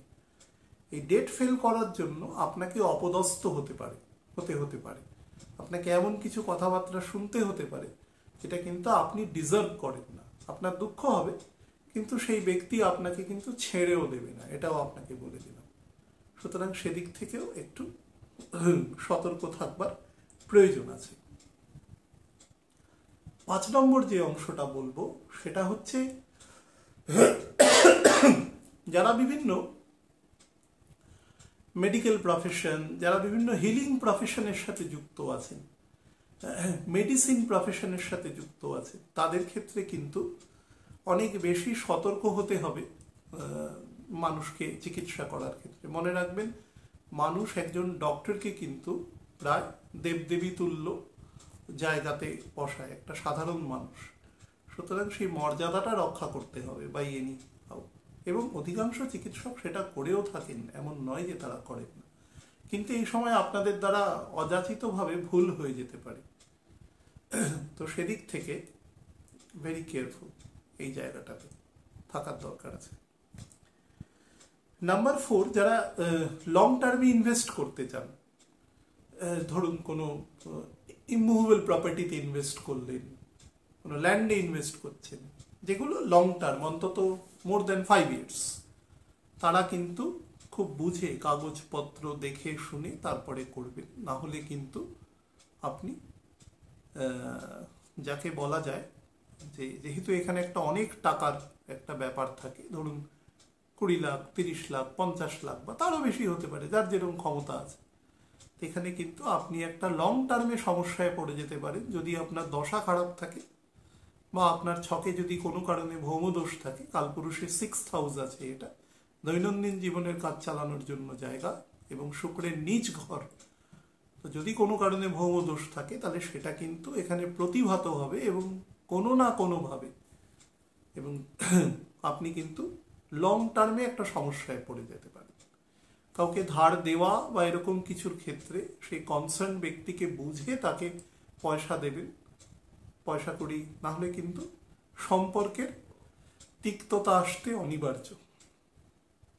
আর শারীরিক ক্ষেত্রে বলবো, যাদের ক্ষেত্রেই কখনো দেখবেন যে কোনো রকমভাবে কোনো শরীরে ডক্টর বলছেন কোনো নেগেটিভ সেল ডেভেলপমেন্ট হচ্ছে, কোথাও একটু জটিল কোনো রোগের কথা বলছেন, লিভার সিরোসিসের কথা বলছেন, এরকম কোনো দীর্ঘস্থায়ী জটিল কোনো রোগ যেগুলো মানুষকে অনেক বেশি এরোশন করে থাকে, তাহলে কিন্তু অবশ্যই ডক্টরের পরামর্শ টু দ্য লেটার্স শুনবেন, না হলে নেগেটিভ ফল দেবে। কিন্তু এর পরের যে নবাংশ থাকবে, যখন মিথুন রাশির নবাংশ দিয়ে পাস করবে, উল্টো দিকে যাচ্ছে, তো এটা কিন্তু রাজসিক কাম সাত্ত্বিক কাম তামসিক, এটা একটা মিক্সচার ঘর মিথুনের নবাংশ। সেটা ধরুন ওই মে মাসের ফার্স্ট উইক থেকে জুলাই মাসের ফার্স্ট উইক পর্যন্ত টেন্টেটিভলি এর জায়গা থাকছে। আপনারা একটু, যাদের মধ্যে একটু কৌতূহল আছে, তারা একটু ডেটগুলো দেখে নেবেন, ডিগ্রিগুলো।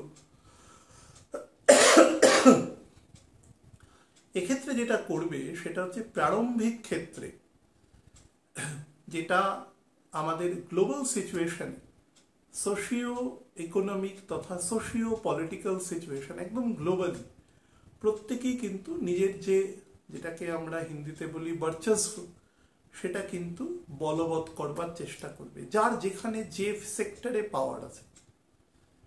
কারুর যদি মনে করুন যে সেই পাওয়ারটা শুধু তার ফুড প্রোডাকশানে আছে, তবে সে ফুড প্রোডাকশান দিয়ে সেটাকে সে অন্য কাউকে কাউন্টার করবার চেষ্টা করবে। কারুর ধরুন মিনারেলস আছে, তাহলে সেটা দিয়ে সে কাউন্টার করবার চেষ্টা করবে। কারুর ক্ষেত্রে মনে করুন যে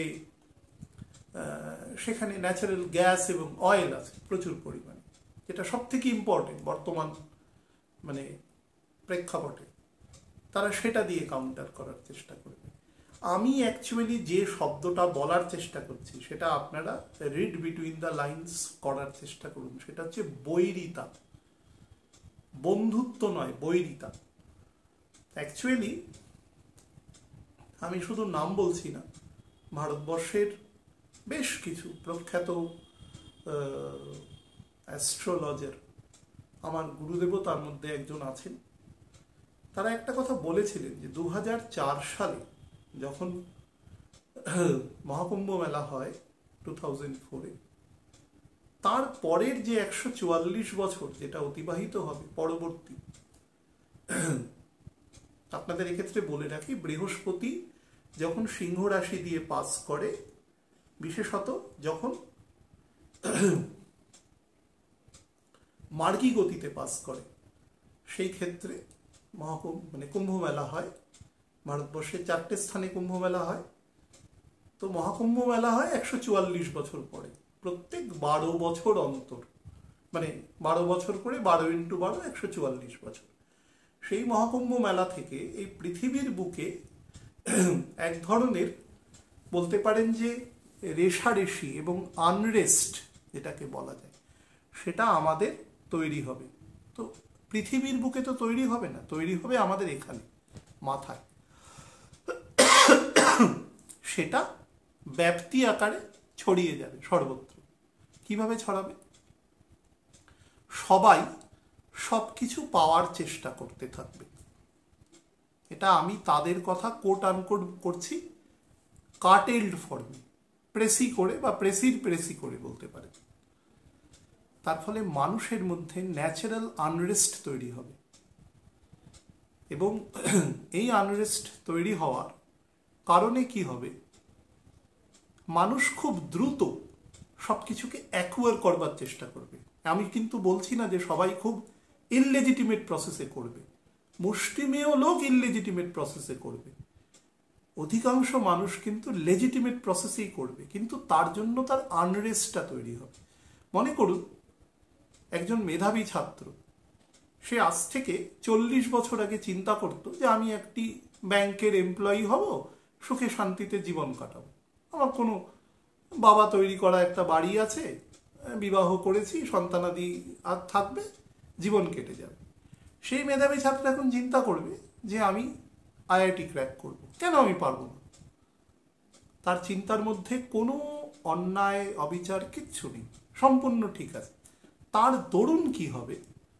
প্রথম যে আইআইটি ক্র্যাক করতে গেলে যেটা লাগবে সেটা হচ্ছে তাকে কোনো ভালো ইনস্টিটিউটে ভর্তি হতে হবে। তার ফলে সে তার পেরেন্টস, হয়তো তারা মানে ধরুন মধ্যবিত্ত বা নিম্ন মধ্যবিত্ত, তাদের উপর একটা ইকোনমিক প্রেশার আসবে। সেই যে চিন্তাটা টিকল ডাউন হয়ে তার সন্তানের থেকে তার সন্তানের পেরেন্টসের কাছে যাবে, সন্তান তার পেরেন্টসের কাছে সব থেকে গুরুত্বপূর্ণ। এরপরে তারা সেই পয়সার ব্যবস্থা করবার চেষ্টা করবে। ছেলেটিও মধ্যেও মনে করুন সেই আদর্শ আছে, সেও দেখবে যে বাবা মা এত কষ্ট করে আমাকে পয়সা জোগাড় করতে, সুতরাং আমাকেও পরিশ্রম করতে হবে অনেক বেশি। এবার ধরুন দুদিকেই আনরেস্ট তৈরি হলো। উনি চিন্তা করছেন কি করে ছেলেকে বা মেয়েকে আমি প্রোভাইড করব আমার সর্বস্ব, যাতে সে তার ডেস্টিনেশনে পৌঁছাতে পারে। আর সন্তান চিন্তা করবে আমি কি করে তাকে ফলটা দেব যাতে পিতামাতার মুখে হাসি ফোটে। দুদিক থেকে আনরেস্ট, এবং এই আনরেস্ট মেকানিজমটা সমাজের সর্বত্র ছড়িয়ে পড়বে।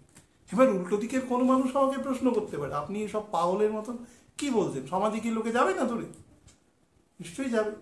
যাওয়ার জন্যই তো গল্পটা তৈরি হয়েছে, এটা তো আমার কথার উপরে তৈরি হয়নি, আমি শুধু বক্তব্যটা বলছি।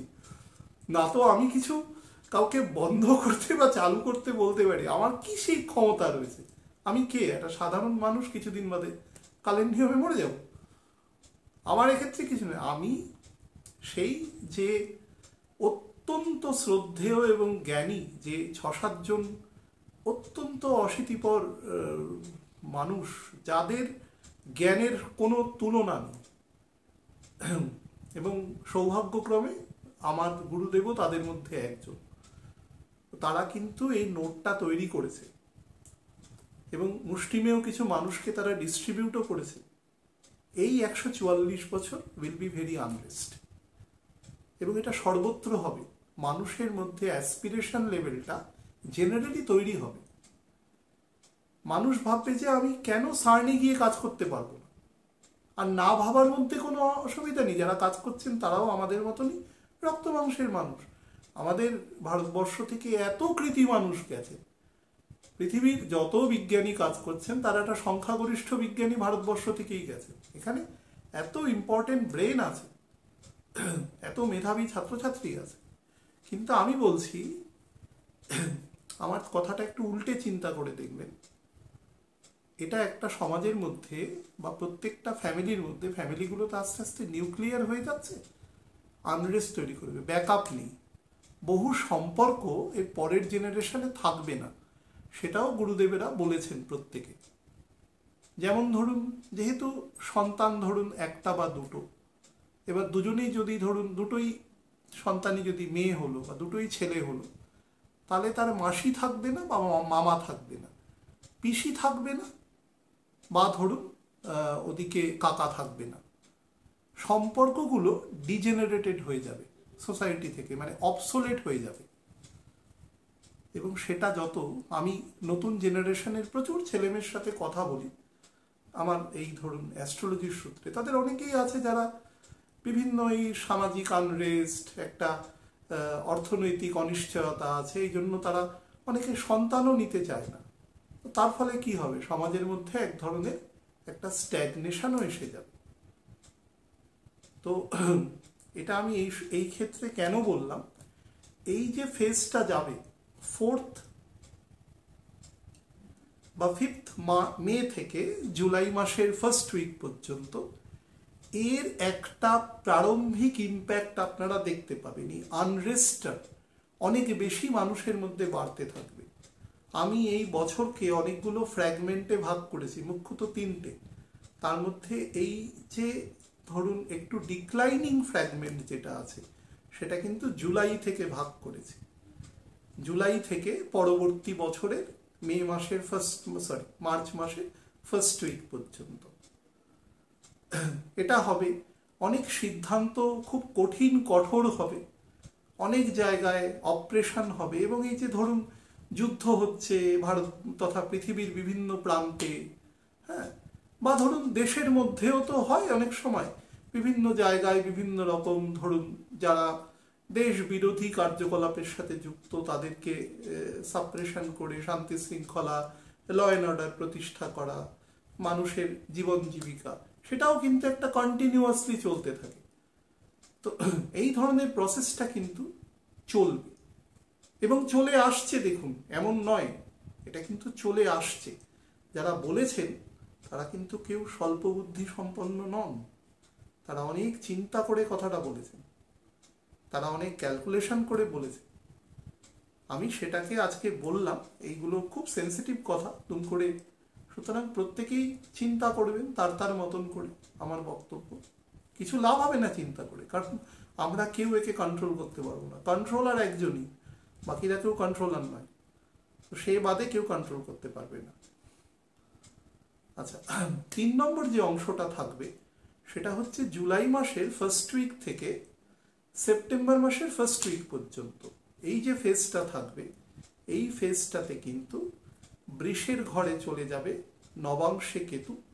এই সময়টা কিন্তু বেশ গন্ডগোলের সময় তৈরি হবে, আনরেস্ট তৈরি হবে, মানুষের মধ্যে অদ্ভুত ধরনের হিংসা, দেশ বিদ্বেষ, মানুষের প্রতি মানুষের জেলাস, ব্যক্তিগত কাউকে টেনে নামানো, আমি উঠবো না, যেটা আমি আচ্ছার বলে থাকি, যে লোককে অপমান করে এক ধরনের মানে আরেকটা মানুষ এক ধরনের অদ্ভুত আনন্দ পান, এই ধরনের মেন্টালিটি তৈরি হবে, এবং সেটা অহেতুক কারণে তৈরি হবে সমাজের মধ্যে। এবং আমি সমাজের মধ্যে বলছি মানে কিন্তু এন্টায়ার পৃথিবী বলছি, ভাববেন না যে আমি কলকাতায় বসে বা ভারতবর্ষের বা অমুক দেশের বলছি। রাহুকেতুর ইফেক্ট, রাহুকেতু সিউডো প্ল্যানেট হলেও একটা ঘরে 18 মাস থাকে, তার ইফেক্ট কিন্তু মোটামুটি কম্প্রিহেন্সিভ হয়। বিভিন্ন এলাকার মান্ডেন অনুসারে সে কিন্তু ফল দেবে, এবং চন্দ্রের নক্ষত্রে আছে। প্রাইমারি গুণকে সে নষ্ট করবার চেষ্টা করবে। মানুষের প্রাইমারি গুণ কি? মানুষের প্রাইমারি গুণ হচ্ছে হিউম্যানিটি, মনুষ্যত্ব। আমরা একসাথে বসবাস করি কেন? আমরা একসাথে এই কারণেই বসবাস করি, তার কারণ আমরা যাতে একে অপরের প্রয়োজনে কাজে লাগতে পারি। এবার ধরুন সমাজে সুযোগ সুবিধা, অনেক রকম মেটেরিয়াল জিনিস চলে এসছে, একটা ফোন করে দিলে অ্যাম্বুলেন্স চলে আসলো, এগুলো এসে যাওয়াতে মানুষের ধরুন হিউম্যান টু হিউম্যান প্রয়োজন অনেকটা কমেছে। কিন্তু তা সত্ত্বেও তো আমরা একসাথেই থাকি, কেউ ভিরানভাবে একটা জায়গায়, কেউ আবার 2 কিলোমিটার দূরে, এরকম তো থাকে না। সেটা ভারতবর্ষ বা পৃথিবীর যে অঞ্চলে অপেক্ষাকৃত কম ঘনবসতিপূর্ণ অঞ্চল, সেখানে লোকে থাকে। আমি আসামে থেকেছি ছোটবেলায়, সেখানে অনেক দূরে দূরে বাড়ি ছিল, যদিও এখন সে আসাম নেই। আমি 35-40 বছর আগের কথা বলছি, তখন অনেক দূরে দূরে কাঠের বাড়ি থাকতো, অত্যন্ত ভূমিকম্প প্রবণ অঞ্চল। তো এবং যত আমি আপার আসামেও থেকেছি, সেখানে তো আরো দূরে দূরে বাড়ি। আমরা টি স্টেটের মধ্যে থাকতাম, চা বাগানের মধ্যে, কোনো মানুষের আওয়াজ পাওয়া যেত না। তো সেই রকম সিচুয়েশন এখানে কল্পনা করা সম্ভব না। এরা উত্তর 24 পরগনা অত্যন্ত ঘনবসতিপূর্ণ অঞ্চল। উত্তর 24 পরগনা জেলায় যে পরিমাণ লোক থাকে, অস্ট্রেলিয়া মহাদেশে তার 2.5 গুণ লোক থাকে। ভাবুন, অস্ট্রেলিয়া মহাদেশের আয়তন হচ্ছে 78 লক্ষ বর্গ কিলোমিটার, আর উত্তর 24 পরগনা জেলার আয়তন 4000 বর্গ কিলোমিটারের মতো। তাহলে 2.5 গুণ যদি বাড়িয়ে দেন, অর্থাৎ যদি 10,000 বর্গ কিলোমিটার হয়ে যায়, আর অস্ট্রেলিয়ার আয়তন হচ্ছে 78 লক্ষ, ভারতবর্ষের 2.5 গুণ, তাহলে কত ঘন বসতিপূর্ণ অঞ্চলে আমরা বসবাস করি। কলকাতায় তো আরো বেশি, আরো বেড়ে যাবে। তো এখানে সেটা সম্ভব নয়। তবুও আমি বলছি, মানুষের মধ্যে কিন্তু যে বৈরিতা জায়গাটা, এটা কিন্তু অনেক পরিমাণে বেড়ে যাবে। Very careful about it. চেষ্টা করবেন এটা থেকে নিজেকে। দেখুন, এই কথাগুলো শোনা শুধু গল্পের আকারে নয়, আমি এতক্ষণ ধরে বক বক করি, আমারও কিন্তু কষ্ট হয়, এমন নয়। আমি বলবার চেষ্টা করি as I have been directed to say. আমার গুরুদেব বলেছে বলে আমি এত কথা বলি। কার মোবাইলের ডেটা শেষ হয়ে গেল আর কার মোবাইলের চার্জ শেষ হয়ে গেল সে নিয়ে আমার কোনো মাথা ব্যথা নেই, সেটা তার সমস্যা। আমার বক্তব্য, আমার গুরু আমাকে যেটা ডিরেকশন দেবে সে অনুসারে আমাকে বলতে হবে, আমি তাই বলতে থাকি। 5 নম্বর শব্দ, কোনো রকম আপনার যদি 2-3 সন্তান থাকে, প্রত্যেককে সমান পরিমাণে বোথ স্পিরিচুয়াল অ্যান্ড মেটেরিয়াল শিক্ষা দেওয়ার চেষ্টা করবেন একসাথে, তাহলে কিন্তু সেই জায়গাটা সে অনেক বেশি ইকুইলিব্রিয়াম করতে পারবে। বৃষের ঘরে যেটা সব থেকে বেশি প্রবলেম হবে সেটা হচ্ছে প্রত্যেক মানুষ তার কিন্তু ডিমান্ড রেইজ করবে, মানে যেই ডিমান্ডটা অ্যাকচুয়ালি সে পাক বা না পাক কিন্তু সেটা সে রেইজ করতে থাকবে, এবং একটা অদ্ভুত রকমের বলতে পারেন একটা দান্দিক এনভায়রনমেন্ট তৈরি হবে। যিনি দিচ্ছেন, মনে করুন আমি আমার পিতা, আমার সন্তান এবং আমার সন্তানের যেটা ডিমান্ড, এই দুটোর মধ্যে একটা অদ্ভুত ধরনের নেগেটিভ জায়গা তৈরি হবে। আমার ক্যাপাসিটির বাইরে আমার থেকে ডিমান্ড হতে পারে বা এমন কিছু জিনিস চাইতে পারে যেটা আমার পক্ষে মেটানো সম্ভব নয়। তার ফলে কিন্তু সম্পর্কের ক্রম অবনতি ঘটবে। কালপুরুষের দ্বিতীয় ঘরটা 2 নম্বর হচ্ছে বক্তব্যের মধ্যে অত্যন্ত সেন্সিটিভ কথাবার্তার মধ্যে শালীনতার অভাব, কথাবার্তার মধ্যে ইনস্টিগেটেড কথাবার্তা, মানুষকে বিব্রত করা, উত্তেজিত করা, ছোট করে কথা বলা, নলেজের অভাব, এই ধরনের জিনিস কিন্তু খুব বেশি পরিলক্ষিত হবে। এবং সেটা কিন্তু সমাজের বেশ একটু ওপরের স্থানে যারা ডিসিশন মেকিং বডিতে রয়েছে, আমি কিন্তু এন্টায়ার ওয়ার্ল্ডের কথা বলছি, সেখানে কিন্তু জিনিসটা পরিলক্ষিত হবে। তো সেদিক থেকেও কিন্তু একটু সাবধান থাকা দরকার আছে। 2 নম্বর হচ্ছে খাদ্য। মানুষের মধ্যে অত্যন্ত বেশি এমন কিছু খাবার খাওয়ার প্রবণতা তৈরি হবে যে খাবারগুলোর কিন্তু গুণগত মান খুবই কম। তো সেক্ষেত্রে আমি বলবো প্রত্যেকেই খাবার দাবারের, কারণ কালপুরুষের দ্বিতীয় ঘর কিন্তু কালপুরুষের মার্কেশ, সে কিন্তু শুক্র কিন্তু হ্যালুসিনেশনের রাজা। এই যে রাহুকেতুর কথা বলছি, এদের গুরু হচ্ছে শুক্র, সুতরাং হ্যালুসিনেশনের রাজা। এবং চন্দ্রের সেটি তুঙ্গ ঘর, চন্দ্র সেখানে চেষ্টা করবে নিজের ফল প্রদান করার, কিন্তু সে ফল প্রদান করতে পারবে না, কারণ কেতুর ক্ষমতা, মানে কেতু যে কোনো জিনিসকে একটা বলতে পারেন যে একটা আবেশের মধ্যে নিয়ে নেওয়া, সেইটা কিন্তু কেতু গুণ কারকতা আছে। চন্দ্র সেখানে ম্যালট্রিটেড হবে। অনেক সময় সন্তানকে তার মা হয়তো ঠিক পথে চালনা করবার জন্য একটু বকাবকি করলো, একটু রিভিউ করলো, সন্তান সেটাকে খুব খারাপভাবে ধরে নিয়ে সারা জীবনের জন্য একটা বৈরিতা তৈরি করে ফেললো। সে ভাবলো হয়তো তার মা তাকে সেই পরিমাণ স্নেহ করেন না বা সেই পরিমাণই করেন। এই ধরনের বেসিক জায়গায় কিন্তু দুর্বলতা তৈরি করবে। তার সাথে যেটা তৈরি করবে সেটা হচ্ছে সমাজের, মানে একদম বেসিক জায়গা, বেসিক ফ্যামিলি, পিতামাতা সন্তান সন্ততি এরকম যে ইউনিট, সেখানে কিন্তু ডিসইন্টিগ্রেশনের জায়গা তৈরি করবে।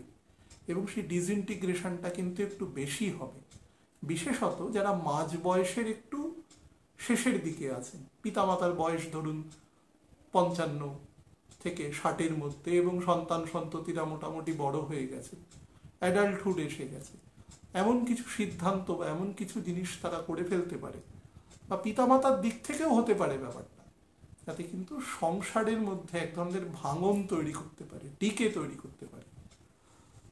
তার সাথে সংসারের যেটা নর্মাল সোর্স অফ যে মানি, এটা একটা মিনিমাম প্রয়োজন একটা সংসারকে মেটেরিয়ালি রান করবার জন্য, সেখানেও কিন্তু অসম্ভব রকম ঘাটতি তৈরি হতে পারে। সে ব্যাপারেও সাবধান থাকতে হবে। সব থেকে বড় কথা, বক্তব্য প্রকাশের ক্ষেত্রে খুব সাবধান। যারা বিভিন্ন সরকারি অফিসে কাজ করছেন, খুব গুরুত্বপূর্ণ মনে করুন, বিশেষত অন্যের পয়সা কড়ি নিয়ে ডিল করছেন, বিভিন্ন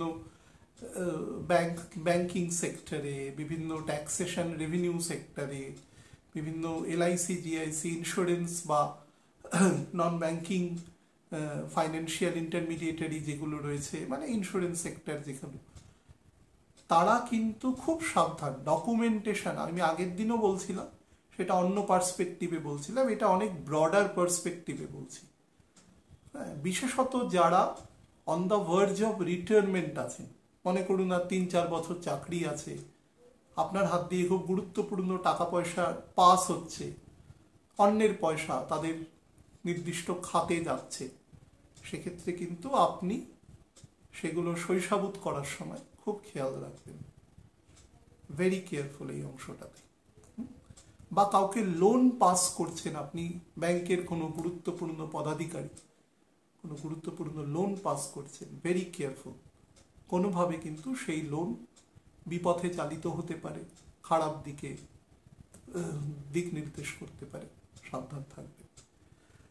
লাস্ট যে অংশ সেটা হচ্ছে মোটামুটি ওই সেপ্টেম্বর মাসের ধরুন ফার্স্ট উইক থেকে ওই নভেম্বর মাসের 11 তারিখ, মানে 10 তারিখ রাত পর্যন্ত, এই সময়টা কিন্তু মেষ রাশির নবাংশে থাকবে। এটা সব থেকে নেগেটিভ জায়গা থাকবে কিন্তু এই সময়টা। এরপরেও কেতু যখন রবির নক্ষত্রের প্রথম চরণে, যেটা মীন রাশিতে অবস্থান করবে, যেখানে অলরেডি রাহু রয়েছে, মানে জেনারেল পোস্টিং রাহু রয়েছে, আমি নবাংশ পোস্টিং বলছি না, তো রাহুও ততদিনে ঘুরে ঘুরে আবার মীনের ঘরে চলে আসবে, মানে দুজনে তো সমসপ্তমে থাকে, সে তখন আবার কন্যার ঘরে চলে আসবে, মানে নবাংশে আমি বলছি। তো সেই পোস্টিংটা কিন্তু সব থেকে খারাপ যাবে, সেটা আমি যখন বলবো তখন বলে দেবো, রবির সেই লাস্টের যে নবাংশটা। কিন্তু তবুও এক্ষেত্রে চন্দ্রের যে প্রথম নবাংশ, উল্টো দিক থেকে বলছি যেহেতু, এটা কিন্তু পূর্ণ তামসিক, এর মধ্যে 80% তামসিক গুণ আছে। এই নক্ষত্রে থাকাকালীন কেতু কিন্তু বৈরিতেটাকে আউটার কনফ্রন্টেশনে নিয়ে যেতে পারে, অর্থাৎ যাকে মানে ইংরাজিতে বলা হয় কাপবোর্ড ইন দ্য স্কেলিটন, অর্থাৎ ঘরের কেলেঙ্কারি কেচ্ছা সেটা বাইরে প্রকাশ হয়ে যাওয়া, এই ধরনের। এবং সেটা আমি শুধু ঘরের বলেছি মানে ভাববেন না কোনো ইন্ডিভিজুয়াল ফ্যামিলি, সেটা কোনো ইন্ডিভিজুয়াল দেশ হতে পারে, কোনো ইন্ডিভিজুয়াল প্রভিন্স হতে পারে পৃথিবীর। সেটা কিন্তু মানে তার যে ক্ষোভ আরেকটা দেশের ওপরে বা আরেকটা কোনো জায়গার ওপরে ক্ষোভ, সেটা বাইরে বেরিয়ে সেটা খুব একটা বাজে শেপ নিতে পারে, নেওয়ার কিন্তু যোগ আছে। এবং সেই সময় মঙ্গল একদম স্লো হয়ে যাবে, একদম স্লো হয়ে যাবে। শুধু তাই নয়, সে কর্কট রাশিতে অলরেডি প্রবেশ করে যাবে মঙ্গল সে সময়, এবং কর্কট রাশিতে ঢুকে তার দিন 20-25 পরে সে বকরি হয়ে যাবে, একদম স্লো। শনি বকরি এই ফেজে একদম শেষের দিকে, স্লো বকরি। আমি একদম শেষ ফেজটা বলছি, মানে নভেম্বরের ধরুন লাস্ট 10 দিন। বৃহস্পতি বকরি, বুধ বকরি অলমোস্ট স্করপিওতে। তো সব দিক থেকে কিন্তু খুব টার্ময়েল সিচুয়েশন থাকবে। আমি বলেইছিলাম যে সেপ্টেম্বরের পর থেকে সবাই অ্যাজ এ হোল একটু গন্ডগোলের আছে, এটা গ্লোবালি গন্ডগোলের আছে সামনের বছরের মার্চ পর্যন্ত। তো সেদিক থেকে কেতুও কিন্তু সে তাতে মানে ঘৃতাহুতি করবে অগ্নিতে। তো আমাদের মনে রাখবেন, আমাদের যে কোনো সমস্যা আমাদের মাথা থেকে স্টার্ট হয়। আমাদের প্রথম চিন্তা, সেই চিন্তাটা আমাদের ইনস্টিগেট করে সেই কাজটা করানোর জন্য। যার মধ্যে এটার উপরে কন্ট্রোল আছে, সে কখনো এর একটা লেভেলের বাইরে যাবে না কোনো জায়গায়। আর যার এর উপরে কন্ট্রোল কম, সে যা খুশি করে নিতে পারে। সেটা যদি পজিটিভ হয় তো পজিটিভ, নেগেটিভ হলে নেগেটিভ, দুক্ষেত্রেই কিন্তু ভোগ করতে হবে অন্য লোককে। তো যাই হোক, কেতু এক্ষেত্রে যেটা করতে পারে সেটা হচ্ছে ভেরি রাফ ক্রিটিসিজম, এমন কিছু বক্তব্য আরেকজনের এগেনস্টে বা একাধিক লোকের এগেনস্টে বলতে পারে, যার জন্য কিন্তু যে একটা সৌহার্দ্য বা একটা সাম্যপূর্ণ পরিবেশ সেটা কিন্তু নষ্ট হওয়ার প্রবাবিলিটি আছে, ডেফামেশন হওয়ার প্রবাবিলিটি আছে। মানে অন্যকে ডিফেম করে কথা বলবার কিন্তু মানসিকতা তৈরি হবে। কমিউনিকেশন ট্রিমেন্ডাস ঘাটতি তৈরি করে দেবে সেই সময়। এবং চন্দ্র যেখানে নীচ হয় সেখানে বুধ এসে বকরি হবে, স্করপিওর ঘরে, তার ফলে একটা মারাত্মক রকম কমিউনিকেশন গ্যাপ তৈরি করবে। যে বলার চেষ্টা করছেন সে হয়তো ঠিক বলছেন, আর যিনি বোঝার চেষ্টা করছেন তিনি হয়তো তার মতন করে বুঝছেন। তো দুটোর মধ্যে একটা wide range of communication gap তৈরি করবে। It's a very sensitive time.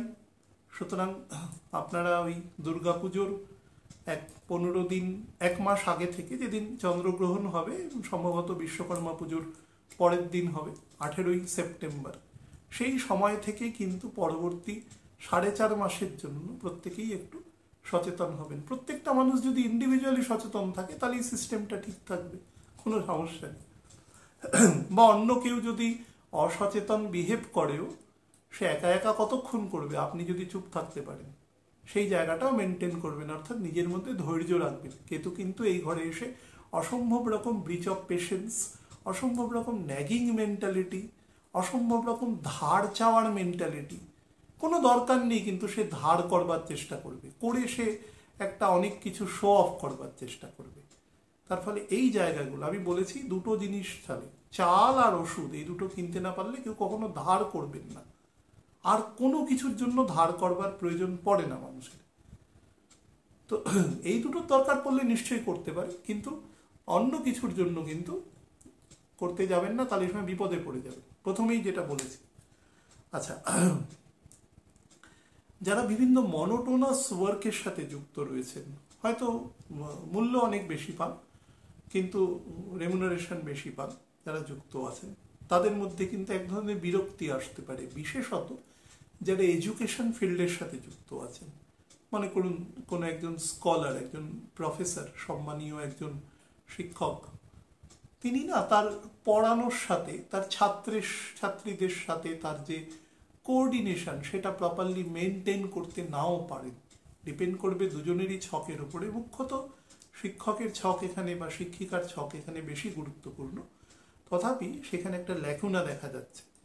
তো দুদিক থেকেই কিন্তু চেষ্টা করবেন এই সময়টা। এই সময়টার একটা প্লাস পয়েন্ট আছে, পুজো থাকবে, তার ফলে অনেক ছুটি আছে। সেই ছুটিটা থাকার জন্য অন্তত বিরোধ হওয়ার প্রবণতা কম আছে।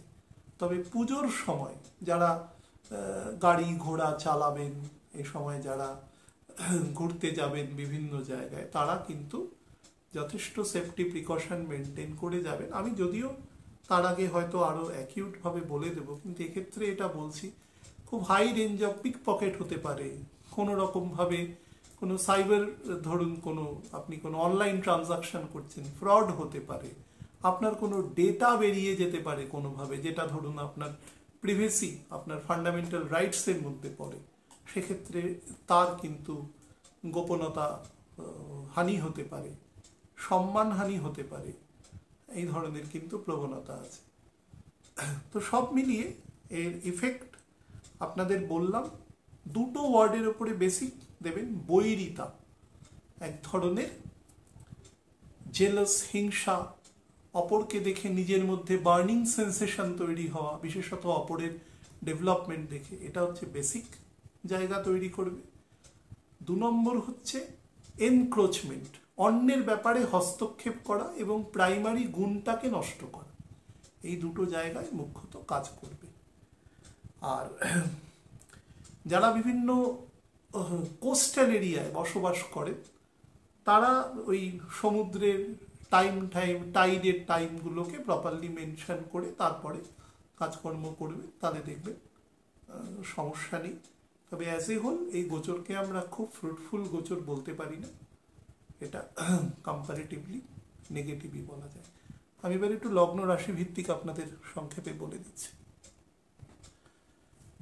মেষ লগ্ন রাশির জাতক জাতিকাদের জন্য বলে দিই, সেটা হচ্ছে আপনারা দৈনন্দিন জীবনে কমিউনিকেশনের ক্ষেত্রে খুব গুরুত্বপূর্ণ ভূমিকা নেবেন।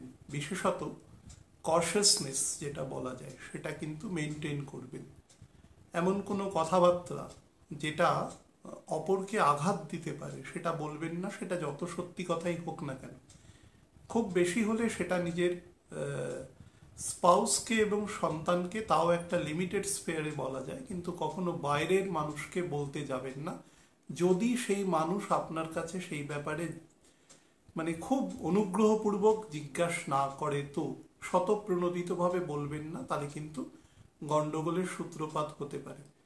কোনো রকমভাবে কোনো ডেটের মধ্যে যাবেন না। যদি ডেটের মধ্যে যান তাহলে চেষ্টা করবেন লেজিটিমেট ডেট নেওয়া, অর্থাৎ সেটা কোনো প্রপারলি কোনো লেজিটিমেট ইনস্টিটিউশন বা কোনো সেরকম প্রতিষ্ঠান থেকে যতটা প্রয়োজন ততটুকুই নেবেন। বাড়িতে যদি বয়োজ্যেষ্ঠ মানুষ থাকেন তাদের ক্ষেত্রে চেষ্টা করবেন তাদের চিকিৎসা সংক্রান্ত যে খরচা আছে সেটা একটা জায়গায় রাখার ঠিকঠাক মতন, না হলে কিন্তু হঠাৎ করে দুশ্চিন্তা এবং ব্যয় দুটো একসাথেই ঘটবার কিন্তু যোগ আছে পরবর্তী 8 মাসের মধ্যে। কেয়ারফুল থাকবেন। বসের সাথে বা যেখানে আপনি কাজ করছেন সেটা ব্যবসার জায়গা হতে পারে, যেখানে দৈনন্দিন ডিলিং হয় সেটা টাকা পয়সা রিলেটেড হতে পারে, ইনফরমেশন রিলেটেড হতে পারে, সেখানে কিন্তু সতর্ক থাকবেন। শরীরের ক্ষেত্রে বলবো একদম স্টমাক, একদম থ্রোট থেকে স্টমাক পর্যন্ত, স্টমাক ডাইজেস্টিভ পার্ট আর থ্রোট হচ্ছে আমাদের গলার অংশ। এখানে বিভিন্ন গ্ল্যান্ড আছে, স্পেশালি থাইরয়েড গ্ল্যান্ড আছে, সেই রিলেটেড জায়গা থেকে আপার চেস্ট পর্যন্ত অংশ সাবধান, এবং ডাইজেস্টিভ পার্টে স্টমাকের অংশ থেকে সাবধান। চেষ্টা করবেন বেশি ঝাল জাতীয় খাবার বা যে খাবার আপনি আগে খাননি এরকম খাবারের সাথে এক্সপেরিমেন্ট না করতে যেতে। যাদের রিউমেটয়েডের প্রবলেম আছে তাদের কিন্তু বাড়তে থাকবে। চর রাশির প্রত্যেকের ক্ষেত্রেই এটা বলবো, যাদের রিউমেটয়েডের প্রবলেম আছে তারা কিন্তু একটু সাবধান থাকবেন। আর বাড়িতে যদি কোনো রকম রিকনস্ট্রাকশন করতে চান তাহলে চেষ্টা করবেন অন্তত বৃহস্পতি টরাসে প্রবেশ করুক, 1 মে প্রবেশ করে ও 3 ডিগ্রি 20 মিনিট যাক, অর্থাৎ মকরের নবাংশটা ত্যাগ করুক, তারপরে হাত দেবেন, সেটা বেটার হবে। বৃষ লগ্ন রাশির জাতক জাতিকাদের জন্য বলে দিই, সেটা হচ্ছে যারা উচ্চশিক্ষার জন্য চেষ্টা করছেন কোনো ফরেন ইউনিভার্সিটি বা ধরুন কোনো কোর সাবজেক্টের উপরে, মনে করুন কোর ফিজিক্স পড়ছেন, একদম জেনারেল ফিজিক্স পড়ছেন বা রেডিও ফিজিক্স পড়ছেন, অ্যাপ্লাইড ফিজিক্স পড়ছেন, তার উপরে আপনারা রিসার্চ রিলেটেড কাজে যেতে চাইছেন কোনো বিদেশি ইউনিভার্সিটিতে, চেষ্টা করবেন সেগুলো প্রপারলি স্ক্যানিং করে নেওয়া, যে কোন ইউনিভার্সিটিতে যাচ্ছেন, তাদের মানদণ্ড কিরকম আছে। যোগ কিন্তু আপনাকে প্রচুর আসবে টেনে নিয়ে যাওয়ার মতো, বিশেষত মে মাসের কাছাকাছি, এপ্রিল মাসের 17 তারিখের পর থেকে কিন্তু, যখন থেকেই ধনুরাশি নবাংশে বৃহস্পতি প্রবেশ করে যাবে তখন থেকে কিন্তু আপনাকে টানবার চেষ্টা করবে, কিন্তু সেটার বিষয়ে সাবধান থাকবেন, একটু দেখে নেবেন প্রপারলি। খারাপ দশায় থাকলে তো অবশ্যই দেখে নেবেন। সন্তানদের উচ্চশিক্ষার জন্য কিন্তু এই ব্যাপারগুলোকে স্ক্যানিং করবেন। সন্তানদের সাথে সামহাউ সম্পর্ক যতটা সম্ভব বেটার রাখবার চেষ্টা করবেন, না হলে সেখান থেকে সমস্যা তৈরি করতে পারে। দুজনের মধ্যে একটা চিরবৈরিতা বা এক ধরনের চির অসন্তোষ, একটা ডিসকন্টেন্ট সিচুয়েশন তৈরি হতে পারে। পিতার সাথে সম্পর্কের ক্ষেত্রেও কিন্তু সচেতন থাকবেন। আর একটা জিনিস বলে দিই, যারা বিভিন্ন প্রেম প্রণয় এরকম সম্পর্কের ক্ষেত্রে রয়েছেন বা নতুন করে যুক্ত হতে যাচ্ছেন, তারা কিন্তু একে অপরকে প্রপারলি বুঝে তারপরে এগোবেন, যাতে কোনো রকম পরবর্তীকালে মিসআন্ডারস্ট্যান্ডিং না হয়। যারা শরীরের ক্ষেত্রে সুগারের প্রবলেমে ভুগছেন বা প্যানক্রিয়াটাইটিসের কোনো প্রবলেম আছে বা বাম দিকের কিডনিতে সমস্যা রয়েছে বা ভোকাল কর্ডে কোনো সমস্যা রয়েছে, তারা কিন্তু চিকিৎসকের পরামর্শ অবশ্যই নেবেন। মিথুন লগ্ন রাশির ক্ষেত্রে বলে দিই, সেটা হচ্ছে উচ্চশিক্ষার জন্য যারা ধরুন চেষ্টা করছেন, মানে ধরুন after completion of master degree যারা ধরুন তারপরের চেষ্টা করছেন, সেই সংক্রান্ত কোনো পরীক্ষা নিরীক্ষায় বসার চেষ্টা করছেন, তারা কিন্তু মানে খুব বেশি এমফেসিস দেবেন পড়াশোনার ক্ষেত্রে, মানে খুব ভালো প্রিপারেশন আছে বা আপনার সাবজেক্টের উপরে পূর্ণ দখল আছে, মানে আপনি জিনিসটাকে খুব সুপারফিশিয়ালি নিচ্ছেন, সেরকম কিন্তু করবেন না, তাহলে কিন্তু যদি দশাগত উইকনেস থাকে আপনাকে কিন্তু অসফলতার স্বাদ পেতে পারেন। বাড়িতে শান্তি এবং শৃঙ্খলা বজায় রাখবেন। আপনি যদি বাড়ির কর্তা বা কর্ত্রী হন তাহলে কিন্তু বাড়িতে পিস অ্যান্ড ট্র্যাঙ্কুইলিটি, যে কোনো মূল্যে শান্তি যেন বজায় থাকে, সেটা আপাত নয়, একদম ন্যাচারাল পিস যেটাকে আমরা বলি, সেটা যেন রেস্টোর্ড হয়। খাদ্যের ব্যাপারে খুব সচেতন থাকবেন। উল্টোপাল্টা জিনিস খাওয়া দাওয়া সেগুলো থেকে রিফ্রেইন করবেন। পারলে যদি সময় থাকে তো দুবেলাই অল্প বিস্তর রান্না করে খাওয়ার চেষ্টা করবেন। ফ্রিজারের চেষ্টা কম করবেন। যাদের গ্যাস অম্বলের সমস্যা রয়েছে চিরস্থায়ী, বাঙালির এটা খুব জেনারেল, সবাই খেতে ভালোবাসে, তো সে ব্যাপারে সতর্ক থাকবেন। তবে বেশি ভাজা খাবার, ফ্রাইড খাবার, প্রাণীজ প্রোটিন খাবার এগুলো আপনারা একটু অ্যাভয়েড করবেন। বিশেষত যাদের কনস্টিপেশন বা কোলনের সমস্যা রয়েছে, বা যাদের ক্ষেত্রে ধরুন লিভার খুব উইক আছে, তারা কিন্তু একটু বেশি সতর্ক থাকবেন। যাদের সাইনাসের সমস্যা আছে তাদেরও কিন্তু প্রবলেম আছে। বাড়িতে যদি কোনো রকম কোনো পৈতৃক প্রপার্টি রিলেটেড সমস্যা দেখেন তাহলে অন্তত 8-9 মাস ব্যাপারটা নিয়ে এই মুহূর্তে কথা বলবেন না, তারপরে জিনিসটা নিয়ে কথা বলতে পারেন, সেটা বেটার হবে। কর্কট লগ্ন রাশির ক্ষেত্রে বলে দিই, সেটা হচ্ছে আপনার এই মুহূর্তে সব থেকে প্রধান কাজ হচ্ছে নিজেকে শান্ত রাখা। তার কারণ আপনার অ্যাকচুয়ালি ঢাইয়াও চলছে, এবং এই মুহূর্তে শনি যে অংশে রয়েছে এই মুহূর্তে সে শুধুমাত্র কম্বাস্ট নেই, সে বর্গোত্তম রয়েছে, এবং এরপরে মীন রাশির নবাংশে চলে যাবে মার্চ মাসের 7-8 তারিখের পরে। তো যথারীতি আপনি কিন্তু নিজেকে ভিতর থেকে সংযত রাখবেন। মানে ইমোশন দ্বারা পরিচালিত হয়ে এমন কিছু কাজকর্ম বা এমন কিছু কথা কাউকে দিয়ে ফেলবেন না, এটা ভবিষ্যতে রক্ষা করা আপনার পক্ষেই কিন্তু আপনিই দ্বন্দ্বের শিকার হয়ে যান নিজের মধ্যে। কোনো প্রপার্টি পারচেস যদি করতে চান এই মুহূর্তে, খুব বুঝে শুনে তার ডকুমেন্টেশন প্রপারলি ভেরিফিকেশন করে কোনো সংশ্লিষ্ট কোনো লেজিটিমেট কোনো মানুষকে দিয়ে দেখিয়ে তারপরে সেটা করবেন। শরীরে যদি অস্টিওপোরোসিস সংক্রান্ত কোনো সমস্যা দেখেন, বোন এরোশন দেখেন, কোনোভাবে কোনো রিউমেটয়েড প্রবলেম শো করছে, বা ধরুন অমাবস্যা পূর্ণিমায় ব্যথা বেদনা বাড়ছে, তাহলে কিন্তু চিকিৎসকের পরামর্শ অবশ্যই নেবেন। যাদের ক্ষেত্রে শরীরে কার্বন কল বা এই সংক্রান্ত কোনো সমস্যা অলরেডি হয়ে গেছে বা হয়েছে, ডিটেক্টেড হয়েছে বা হতে পারে, এরকম কোনো সিমটম বুঝতে পাচ্ছেন, তারা কিন্তু ডিলে করবেন না, পরামর্শ নেবেন। যোগা প্রাণায়াম এগুলো আপনার জন্য খুব বেটার আছে। চাকরি চেঞ্জ এ সময় কিন্তু চেষ্টা করবেন, খুব বেটার কোনো প্লেসমেন্ট পেলেই পরের জায়গাতে আপনি লিভ করতে পারেন, না হলে কিন্তু চেষ্টা করবেন এখানে রয়ে যাওয়া, অন্তত শনি ডাইরেক্ট না হওয়া পর্যন্ত। আর একটা জিনিস বলবো, পিতার স্বাস্থ্যের ব্যাপারে কিন্তু যথেষ্ট সচেতন থাকবেন। সিংহ লগ্ন রাশির জাতক জাতিকাদের ক্ষেত্রে বলে দিই, কোনো প্রপার্টি পারচেজের ক্ষেত্রে কিন্তু ভেরি কেয়ারফুল, বিশেষত সেটা যদি ইমুভেবল হয়। আরও স্পেসিফিক্যালি বলছি, সেটা যদি কোনো ল্যান্ড হয় তাহলে কিন্তু খুব কেয়ারফুল। প্রপারলি তার ডকুমেন্ট ভেরিফিকেশন করা, সব কিছু মেজারমেন্ট করা, হ্যাঁ, সেগুলো একটু দেখে নেবেন।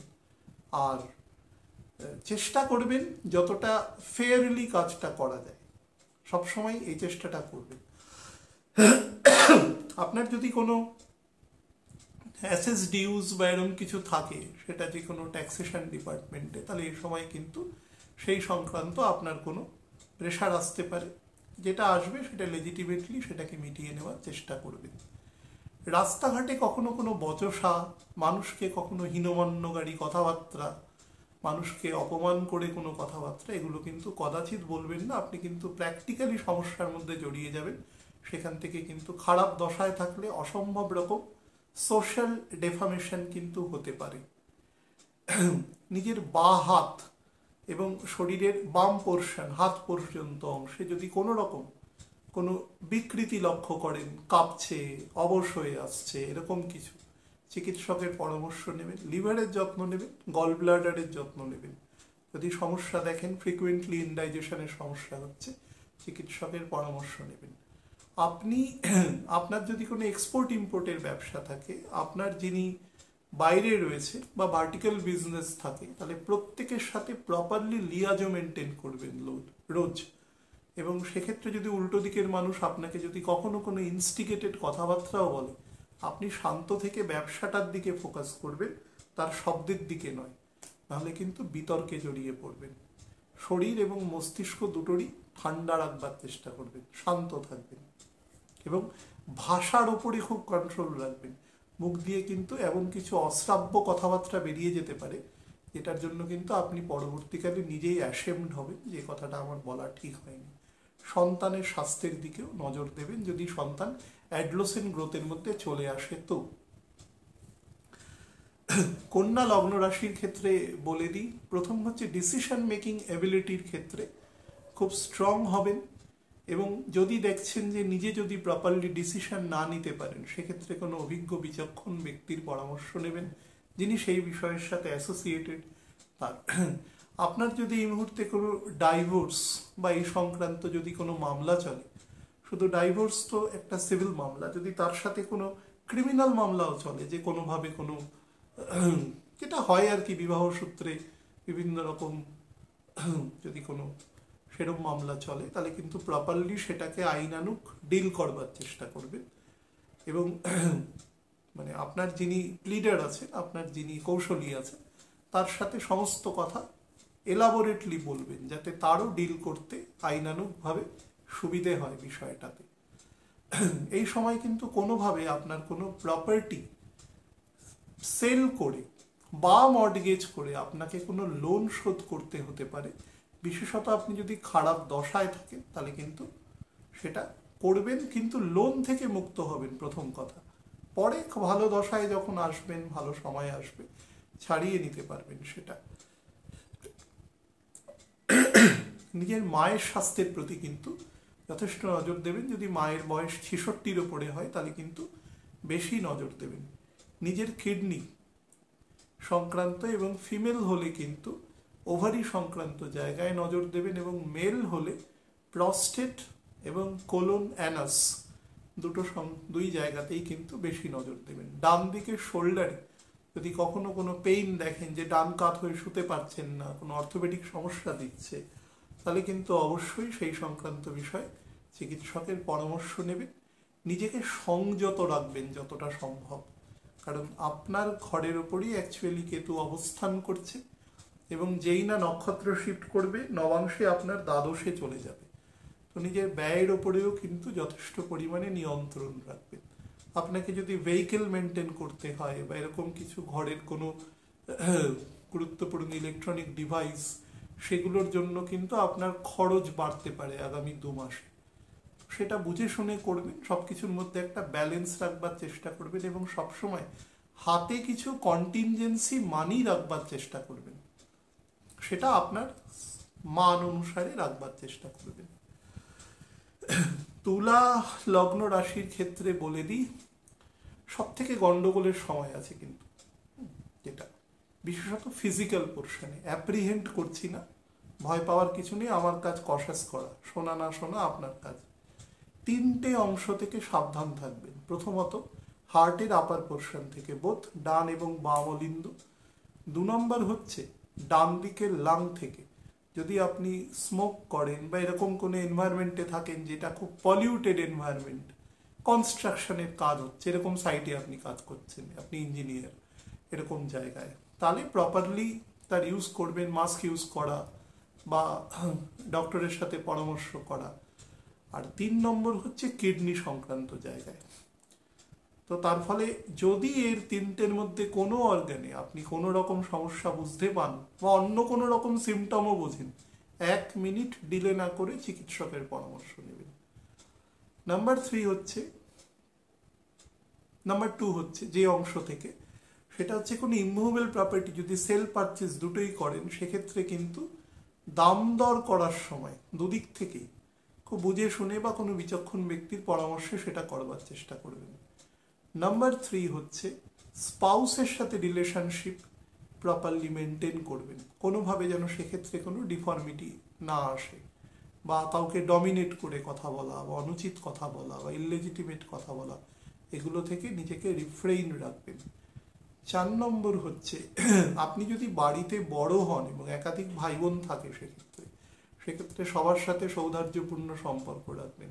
আপনি যদি ব্যবসা করেন এবং সেটা যদি পার্টনারশিপের ব্যবসা হয় তাহলে কিন্তু পার্টনারের সাথেও সম্পর্ক বেটার রাখবেন। কোনো কারণ যদি লোন সিক করতে হয় ব্যবসা এনহ্যান্সমেন্ট করার জন্য, তাহলে আমি আপনাকে বলবো অন্তত এপ্রিল মাসের 17 তারিখের পরে সেটা করবার চেষ্টা করবেন।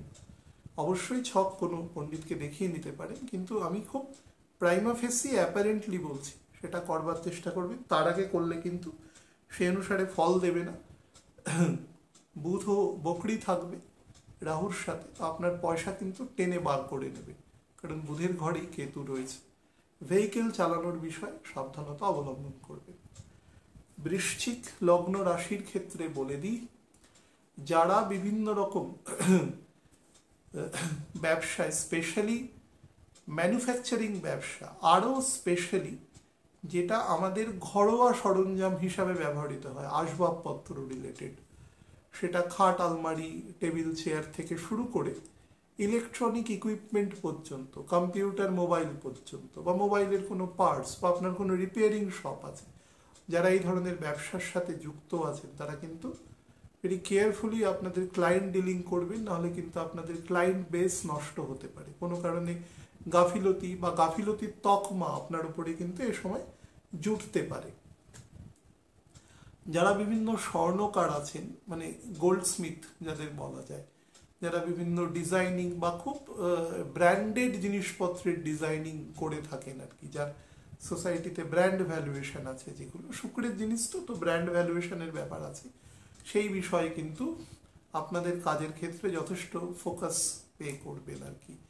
যারা বিভিন্ন মশলা, কাঁচ মানে গ্লাস, বা ধরুন কোনো আয়ুর্বেদিক বস্তু, স্পেশালি আয়ুর্বেদিক না বলে সেটাকে বায়োকেমিস্ট বলা যায়, এই ধরনের কোনো বস্তুর ব্যবসা করেন বা যেটা ইম্পোর্ট এক্সপোর্ট রিলেটেড কোনো কাজকর্ম করেন, তারা কিন্তু মানে যদি সেটা দেশের মধ্যে অন্যান্য রাজ্যের সাথেও সেই ব্যবসা হয়, সে বিষয়ে তার গুণগত মান সম্পর্কে কিন্তু যথেষ্ট সচেতন থাকবার চেষ্টা করবেন।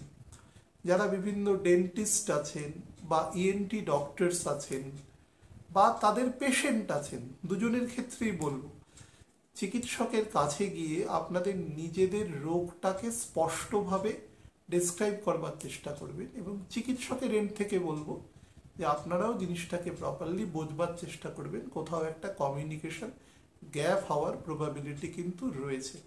তাদের নাকের মধ্যে পলিপ আছে, বা থাইরয়েড মারাত্মক রকম ফ্লাকচুয়েশন করে, বা ব্লাডে হিমোগ্লোবিন সংক্রান্ত সমস্যা রয়েছে, বা বোন ম্যারো রিলেটেড প্রবলেম আছে, তারা কিন্তু একটু মানে নিয়মিত চিকিৎসকের পরামর্শে থাকবেন। যারা বিভিন্ন শু ম্যানুফ্যাকচারিং ইন্ডাস্ট্রির সাথে কাজ করছে তাদের কিন্তু বেটার সময় এটা দেবে এই ক্ষেত্রে। আচ্ছা, ধনু লগ্ন রাশির ক্ষেত্রে বলে দিই, যারা এডুকেশন ফিল্ডের সাথে যুক্ত আছেন, কনসালটেন্সির সাথে যুক্ত আছেন, সেটা কোনো লিগ্যাল কনসালটেন্সি হতে পারে, কোনো ফাইন্যান্সিয়াল কনসালটেন্সি হতে পারে, খুব সাবধানে কিন্তু ক্লায়েন্ট ডিল করবেন। তাদের বক্তব্য খুব মেটিকিউলাসলি এবং খুব মাইনিউটলি শুনবেন, এবং শুনে একদম লেজিটিমেট এবং ইম্পার্শিয়াল আপনি আপনার যে বক্তব্য সেটা আপনার ক্লায়েন্টের সাথে রাখবেন। তার মন খুশি করার জন্য বক্তব্য বলবেন না, ঠিক আছে? যেটা সত্যি কথা সেটা বলবেন। কে খুশি হলো, কে দুঃখ পেল, সেটা আপনার জানার দরকার নেই। আপনি কাজের ফল চিন্তা করে কখনো কাজ করবেন না, জীবনে কখনো করবেন না। আপনি আপনার ধর্ম পালন করবেন আর কারুর দ্বারা প্রভাবিত হবেন না। আপনি অনেস্টলি এবং লেজিটিমেটলি আপনার কাজ করবেন, বাদ বাকিটা ছেড়ে দেবেন যে যেভাবে চিন্তা করে নিতে পারে। প্রত্যেকের একটা স্তর আছে চিন্তার, সেই অনুসারে করবে। এটা কিন্তু ফাইন্যান্সিয়াল সেক্টরে যারা স্পেশালি অ্যাডভাইস করছেন তাদের জন্য বলছি, বিশেষত যারা লং টার্মে বা স্পেকুলেটিভ মার্কেটে, শেয়ার মার্কেটে করছেন তারা কিন্তু খুব সাবধান। যারা শেয়ার মার্কেটের সাথে যুক্ত রয়েছেন, ডেইলি ট্রেড করেন বা লং টার্মে করেন, তারাও কিন্তু খুব সাবধানে বিচক্ষণ হওয়া সত্ত্বেও, এবং আমি এই ফিল্ডে একেবারে কাঁচা হওয়া সত্ত্বেও আমি ছক অনুসারে যা দেখতে পাচ্ছি সেটা কিন্তু বলছি ফাইন্যান্সিয়াল একটা পালসিং সিচুয়েশন যাবে, এই সময় আপস অ্যান্ড ডাউন সিচুয়েশন যাবে, তার ফলে সেটার একটু নজর দেবেন যারা এই ফিল্ডে রয়েছে, ক্লায়েন্ট ডিল করছেন।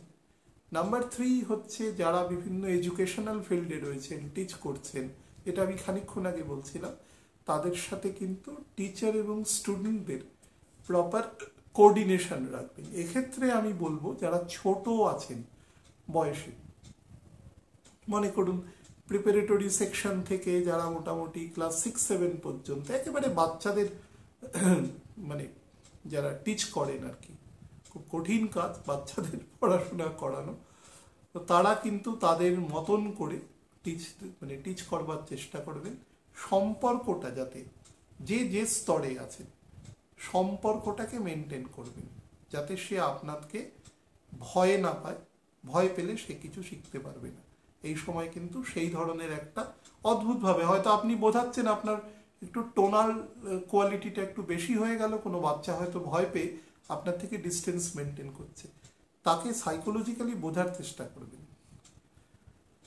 যাদের ক্ষেত্রে গল ব্লাডার কোনো প্রবলেম আছে, ডান দিকের কিডনিতে সমস্যা আছে, অ্যাপেন্ডিক্সে সমস্যা রয়েছে, প্রস্টেটে প্রবলেম আছে মেল হলে, বা ধরুন যাদের ক্ষেত্রে ফিশারের সমস্যা রয়েছে, বা একাধিকবার ধরুন কোনো কারণে অপারেশন অলরেডি হয়ে গেছে, তারা সাবধান। যাদের চোখের ছানি সংক্রান্ত কোনো প্রবলেম আছে বা চোখের দৃষ্টি সংক্রান্ত কোনো সমস্যা অনুভূত হচ্ছে, তারা কিন্তু এই সময়টা অবশ্যই দেখিয়ে নেবেন। এটা মকরের ক্ষেত্রেও প্রযোজ্য একইভাবে, সেটা আমি বলে দেবো এর পরের ক্ষেত্রে। যারা বিভিন্ন ধরুন কনস্ট্রাকশন ইন্ডাস্ট্রিতে চাকরি করছেন, হ্যাঁ, সেটা কোনো বড় কোনো প্রমোটার, কোনো ডেভেলপার হতে পারে, সেটা কোনো এমএনসি হতে পারে যারা বড় ব্রিজ বানাচ্ছে, রাস্তা বানাচ্ছে, আপনি যদি সেক্ষেত্রে কোনো ইঞ্জিনিয়ার হন, আপনি আপনার কাজের ক্ষেত্রে সর্বোচ্চ দক্ষতা প্রদর্শনের চেষ্টা করবেন, কিন্তু বেশি কথা না বলে কাজে সেটা করবার চেষ্টা করবেন, তাহলে বেটার ফল দেবে। মকর লগ্ন রাশির ক্ষেত্রে বলে দিই, সেটা হচ্ছে নিজের আত্মসম্মান সম্পর্কে যদি আপনি সচেতন হন, তাহলে সেটা রক্ষার দায়িত্ব কিন্তু চেষ্টা করবেন প্রপারলি। অর্থাৎ এমন কোনো কাজকর্ম করবেন না, স্পেশালি নিজের ফ্যামিলির মধ্যে, মানে ধরুন পরিবারের কোনো লোককে আপনি একটু ছোট দেখিয়ে নিজে বড় হওয়ার চেষ্টা করছেন, এই ধরনের মানে অত্যন্ত নিম্ন রুচি সম্পন্ন কাজ, এগুলো কিন্তু কদাপি কখনোই করবেন না, এখন তো করবেনই না, তাহলে কিন্তু উল্টে আপনারও ডিফামেশন হবে। অফিসের ক্ষেত্রে যেটা করবেন বা ব্যবসার ক্ষেত্রে যেখান থেকে আপনি আর্ন করেন, সেখানে যেটা করবেন, সেখানে আপনি যদি বস হন, তাহলে আপনার যিনি যারা সাবঅর্ডিনেট আছেন তাদের সাথে সৌহার্দ্যপূর্ণ ব্যবহার করবেন, কখনো যেন অহংকারের লেশমাত্র না হয়। আর মুখে মিষ্টি কথা বলে কিন্তু আলটিমেটলি আপনি কোনোভাবে তাদের ধরুন সেই পরিমাণ ব্যাকআপটা দিতে পারছেন না, বা আপনার সেখানে লিমিটেশন রয়েছে, আপনাকে তার জন্য মানে প্রিটেন্ড করতে হচ্ছে, সেই রকম কোনো জায়গা কিন্তু করবেন না, তাহলে নেগেটিভ ফল দেবে। শনি কিন্তু এরপরে মীন রাশির নবাংশে চলে যাবে, you will be certainly get the negative result. Number 4 হচ্ছে যাদের আমাদের ডাইজেস্টিভ ট্র্যাক বরাবর যাদের সমস্যা রয়েছে, সেটা ইনডাইজেশনের সমস্যা, আলসার জাতীয় সমস্যা, বা ধরুন খাওয়ার পরে পেট জ্বালা করে, এরকম ধরনের প্রবলেম যাদের আছে, তারা কিন্তু অবশ্যই চিকিৎসকের পরামর্শ নেবেন, না হলে কিন্তু সমস্যা অনিবার্যভাবে কিন্তু আসতে বাধ্য। আর খাওয়া দাওয়ার ক্ষেত্রে কন্ট্রোল করবেন, বেশি পরিমাণে ঝোল দিয়ে ভাত খাওয়া, খুব রিচ বাইরে থেকে অ্যাডিশনাল লঙ্কা বা নুন, সল্ট যেটাকে বলে, সেগুলো অ্যাড করবেন না, বা ডক্টর যে পরামর্শ দেয় সেগুলো কিন্তু মেনে চলবার চেষ্টা করবেন।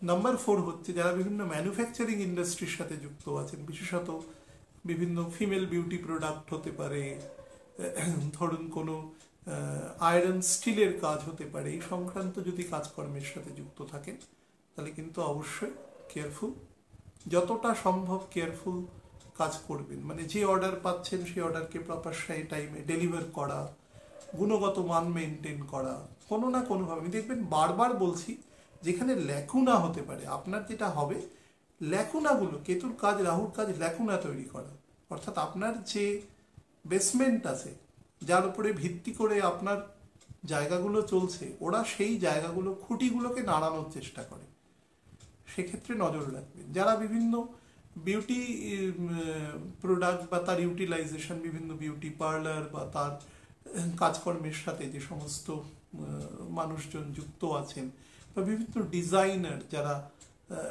ডিজাইনিং শিল্পের সাথে যুক্ত আছেন, আর্ট অ্যান্ড কালচারের, তারা কিন্তু নিজেদের কাজের ক্ষেত্রে গুণগত মান এবং যতটা পারবে নিজেদের যে গুণের সর্বোচ্চ বিকাশ সেটা ঘটানোর চেষ্টা করবে, রেদার দ্যান ইমিটেট করে একটা নতুন কিছু বানালেন সেটা না করে নিজের কাজটা করবে। একটু সময় লাগবে কিন্তু করতে, কেতু সে জায়গায় বাধা দেবে বেসিক জায়গায়, তবুও কিন্তু চেষ্টাটা চালিয়ে যাবেন কনস্ট্যান্টলি। শরীরের ক্ষেত্রে একটা জিনিসই আপনাদের বলবো, সেটা হচ্ছে আপার মিডল অ্যাবডোমিনাল পোর্শন এবং হার্টের ক্ষেত্রে লোয়ার পার্ট। যদি কোনো সমস্যা দেখেন চিকিৎসকের পরামর্শ নেবেন। আর শরীরে যদি কোনোভাবে ভিটামিন ডি এর যদি ডেফিসিয়েন্সি লক্ষ্য করেন কোনো রকমভাবে, তাহলে সেই সংক্রান্ত বিষয়ে চিকিৎসকের পরামর্শ নেবেন। কুম্ভ লগ্ন রাশির ক্ষেত্রে বলে দিই, একটু নেগেটিভ আছে বেশি রকম। স্পাউসের সাথে রিলেশন কিন্তু প্রপারলি মেনটেন করবেন, শুধু স্পাউস নয়, স্পাউসের ফ্যামিলির সাথেও সম্পর্ক কিন্তু প্রপারলি মেনটেন করবেন। বা ধরুন আপনার যিনি পিতার বাবা বা বাবার আপনার যিনি জ্যাঠা কাকা যারা আছেন, তাদের যারা ছেলে মেয়ে আছেন, আপনার জ্যাঠতো খুড়তো ভাই বোন যারা আছেন, তাদের সাথেও সৌহার্দ্যপূর্ণ সম্পর্ক রক্ষার চেষ্টা করবেন। আপনাদের মধ্যে যদি এ সময় যদি কোনো ডিস্ট্রিবিউশন অফ প্রপার্টি হয়, তাহলে চেষ্টা করবেন সেটা বসে মিটিয়ে নেওয়ার। যদি দেখছেন সেখানে কোনো ডিসকন্টেন্ট হচ্ছে, তাহলে সেটা অন্তত সামনের বছরের জানুয়ারি, অন্তত মঙ্গল ডাইরেক্ট হয়ে যাক, তারপরে মঙ্গল ডাইরেক্ট হবে ফেব্রুয়ারি 3rd উইকের পরে গিয়ে, তো মার্চ মাসে 1 বছর ওয়েট করে থাকুন, তারপরে করবেন। এর মধ্যে করলে কিন্তু জিনিসটা কোর্ট কেসের দিকে চলে যেতে পারে, কারণ অনেকগুলো ছক সেখানে ইমপ্লাইড হয়ে যাবে। আপনার হয়তো ছক ভালো থাকতে পারে, কিন্তু যেহেতু সবারই সেখানে অংশীদারিত্ব রয়েছে, সুতরাং কোনো একটা দুটো ছকে যদি অ্যাবারেশন থাকে, তাহলে কিন্তু অ্যাবারেটিভ স্টেজে নিয়ে যাওয়ার প্রবাবিলিটি কিন্তু তৈরি হবে। সেক্ষেত্রে সাবধান থাকবেন। আপনি যদি চাকরি করেন, বিশেষত ডিসিপ্লিন ফোর্সে চাকরি করেন, বা ধরুন আপনাকে একটু রিস্ক ফ্যাক্টর আছে এরকম জায়গায়, কোনো ধরুন কোনো মাইন্স এরিয়ায় আপনি কাজ করছেন, যেখানে ধরুন তেল উত্তোলন হচ্ছে, এরকম কোনো জায়গায় আপনাকে গিয়ে ইঞ্জিনিয়ারিং কাজ করতে হচ্ছে, দেখতে হচ্ছে, একটু কশাস থাকবে নিজেদের মানে কাজের ক্ষেত্রে। আমি বারবার বলছি, যে কাজে আপনি করছেন সেটা যে কোনো স্তরের কাজ হোক, 10th হাউস তো যে কোনো কাজ, সেটা দেখুন চন্দ্রের থেকে 7th হাউসে রয়েছে। তো যে কোনো কাজের ক্ষেত্রে পারফেকশন রাখবেন, যে কাজ করুন, মানে অন্তত আপনার তরফ থেকে পারফেকশনটা রাখার চেষ্টা করবেন। ফল আপনার হাতে নেই, ফল নিয়ে আপনাকে চিন্তা করতে হবে না, আপনি লেজিটিমেটলি কাজটা করবার চেষ্টা করবেন। যদি কোনো ফ্যামিলি সংক্রান্ত কোনো বিজনেস থাকে, কোনো সেই সংক্রান্ত যদি কোনো ধরুন আপনার মানে ভাই বোন একসাথে মিলে ব্যবসা করছেন, তো প্রত্যেকের সাথে সৌহার্দ্যপূর্ণ সম্পর্ক রাখবার চেষ্টা করবেন। সন্তানের সাথে রিলেশন মেনটেন করবার চেষ্টা করবেন, অন্তত বৃহস্পতির কম্বাসান যতদিন না কাটছে। বৃহস্পতির কম্বাসান কিন্তু মোটামুটি মে মাসের 10-12 তারিখের পর থেকে শুরু হয়ে যাবে, এবং সেটা বৃহস্পতি বা মানে জুন মাসের হয়তো প্রথম দিক পর্যন্ত থাকবে, এক্স্যাক্ট ডেট টেন্টেটিভ বললাম। তো বৃহস্পতির কম্বাসান যখন কেটে যাবে, অর্থাৎ রবি যখন মোটামুটি আমাদের বৃষ রাশির প্রায় ধরুন 20 ডিগ্রি 22 ডিগ্রি ক্রস করে চলে যাবে, তারপরে আপনারা এই সংক্রান্ত মানে সন্তানের সাথে সম্পর্কটা দেখবেন অনেকটা নর্মালাইজ হচ্ছে। শরীরের ক্ষেত্রে আপনাদের বলবো, লোয়ার পার্ট অফ ডাইজেশন, অর্থাৎ নাভি থেকে নিচের অংশে যে ডাইজেস্টিভ পোর্শন আছে, যেগুলো আমরা হেভি রিচ ফ্যাট জাতীয় খাবার যখন খাই সেই সংক্রান্ত জায়গায় নজর দেবেন। একদম তার পিছন দিকে যে বোন আছে ল্যাম্বার সেকশন এবং তার পাশে কিডনিজ রয়েছে, নজর রাখবেন। প্রস্টেট সংক্রান্ত ক্ষেত্রে নজর রাখবেন। যাদের বয়স, যাদের মনে করুন কিডনিতে কোনো কারণে স্টোন হয়েছে বা এই সংক্রান্ত টেন্ডেন্সিজ আছে, তারা কিন্তু সিমটম যেহেতু জানেন, যদি দেখেন যে সেম সিমটম, তাহলে ডক্টরের পরামর্শ নেবেন। এবং আপনাদের ক্ষেত্রেও কিন্তু চোখের পরামর্শ, মানে সেন্সিটিভিটি যদি কোনো কারণে দেখছেন যে কম হচ্ছে, সেই সংক্রান্ত পরামর্শ নেবেন। আর একটা অংশ আপনাদের ক্ষেত্রে বলে দেব, যারা ইনভেস্ট করতে চাইছেন, বাল্ক ইনভেস্টমেন্ট, যে সন্তান ছোট আছে, সন্তান যখন 18-20 বছর হবে তখন একটা বড় টাকা পাবে, সেটা দিয়ে সে পড়াশোনা করতে পারবে। তো এই ইনভেস্টমেন্ট যারা করতে চাইছেন ওয়ান টাইম, তারা খুব লেজিটিমেট এবং প্রপার সংস্থা বা যিনি এজেন্ট আছেন তার সাথে প্রপারলি কথা বলে তারপর করবেন, যাতে তার মানে যে বাচ্চাটি এখন ছোট আছে সে যাতে, তো ধরুন 16, 18, 20 বছর বাদে তার পূর্ণ সুযোগ পেতে পারে। মানে অনেক হিডেন ক্লজ থাকতে পারে যেটা আপনি অ্যাভয়েড করে যাবেন না, তেমন হলে কোনো বিশেষজ্ঞের পরামর্শ নেবেন। ভেহিকেল চালাবেন, স্পেশালি যদি 2 হুইলার হয়, সেটা খুব সাবধানে চালানোর চেষ্টা করবেন। লাস্ট আজকের অংশ, সেটা হচ্ছে মীন লগ্ন রাশির ক্ষেত্রে। আমি প্রথমেই বলে দিই, রাহু কেতুর যেহেতু আপনি এফেক্টে কন্যার ক্ষেত্রে এবং মীনের ক্ষেত্রে আছে, সুতরাং প্রথম যেটা রাখবেন সেটা হচ্ছে নিজের ওপরে কন্ট্রোল। আপনার থেকে 5th হাউস চন্দ্রের ঘর এবং 7th হাউস বুধের ঘর, এবং আপনার অ্যাসেন্ডেন্টের ওপরে শুক্র তুঙ্গ হয় এবং তার 7th হাউসে গিয়ে সে নীচ হয়ে যায়। এবং আপনার যে 9th হাউসের লর্ড মঙ্গল, যে আপনার ভাগ্যবতী, সে আপনার 5th হাউসে গিয়ে নীচ হয়ে যায়। সুতরাং অনেকগুলো জিনিস এখানে প্রস অ্যান্ড কনস একসাথে আছে। প্রথম হচ্ছে, যেখানেই চাকরি করবেন তার সম্পর্কে কোনো ক্রিটিসিজম বাইরে কখনো করবেন না। এ খারাপ, ও খারাপ, আমি বারবার বলেছি, এই খারাপ কথাটা বলা এটা কিন্তু দুর্বলতার লক্ষণ। এরকম নয় যে কোনো অপরাধ করলে খারাপ বললেন, সেটা ঠিক আছে, কিন্তু অটোমেটিক্যালি তার কিছু খুঁত বার করে সে সম্পর্কে কথা বলা। আপনার পোষালে কাজ করুন, না হলে বেরিয়ে চলে যান, কিন্তু দুটো কাজ একসাথে করবেন না, তাহলে লং রানে প্রবলেম দেবে। নাম্বার 2 হচ্ছে, কোনোভাবে ইনসাবঅর্ডিনেশনে যাবেন না। আপনার যিনি বস আছেন তিনি যেটা বলবেন সেটা যদি মানে as per your works rule, সেটা যদি আপনাকে করতে হয় এবং সেটা লেজিটিমেসি থাকে, আপনি অবশ্যই করবেন। সেটা সংক্রান্ত কিছু অতিরিক্ত তাকে বোঝাতে যাবেন না। নাম্বার 3 হচ্ছে, স্যালারি সংক্রান্ত নেগোসিয়েশন, নতুন চাকরিতে যাচ্ছেন, সেটা খুব ভদ্রভাবে করবেন।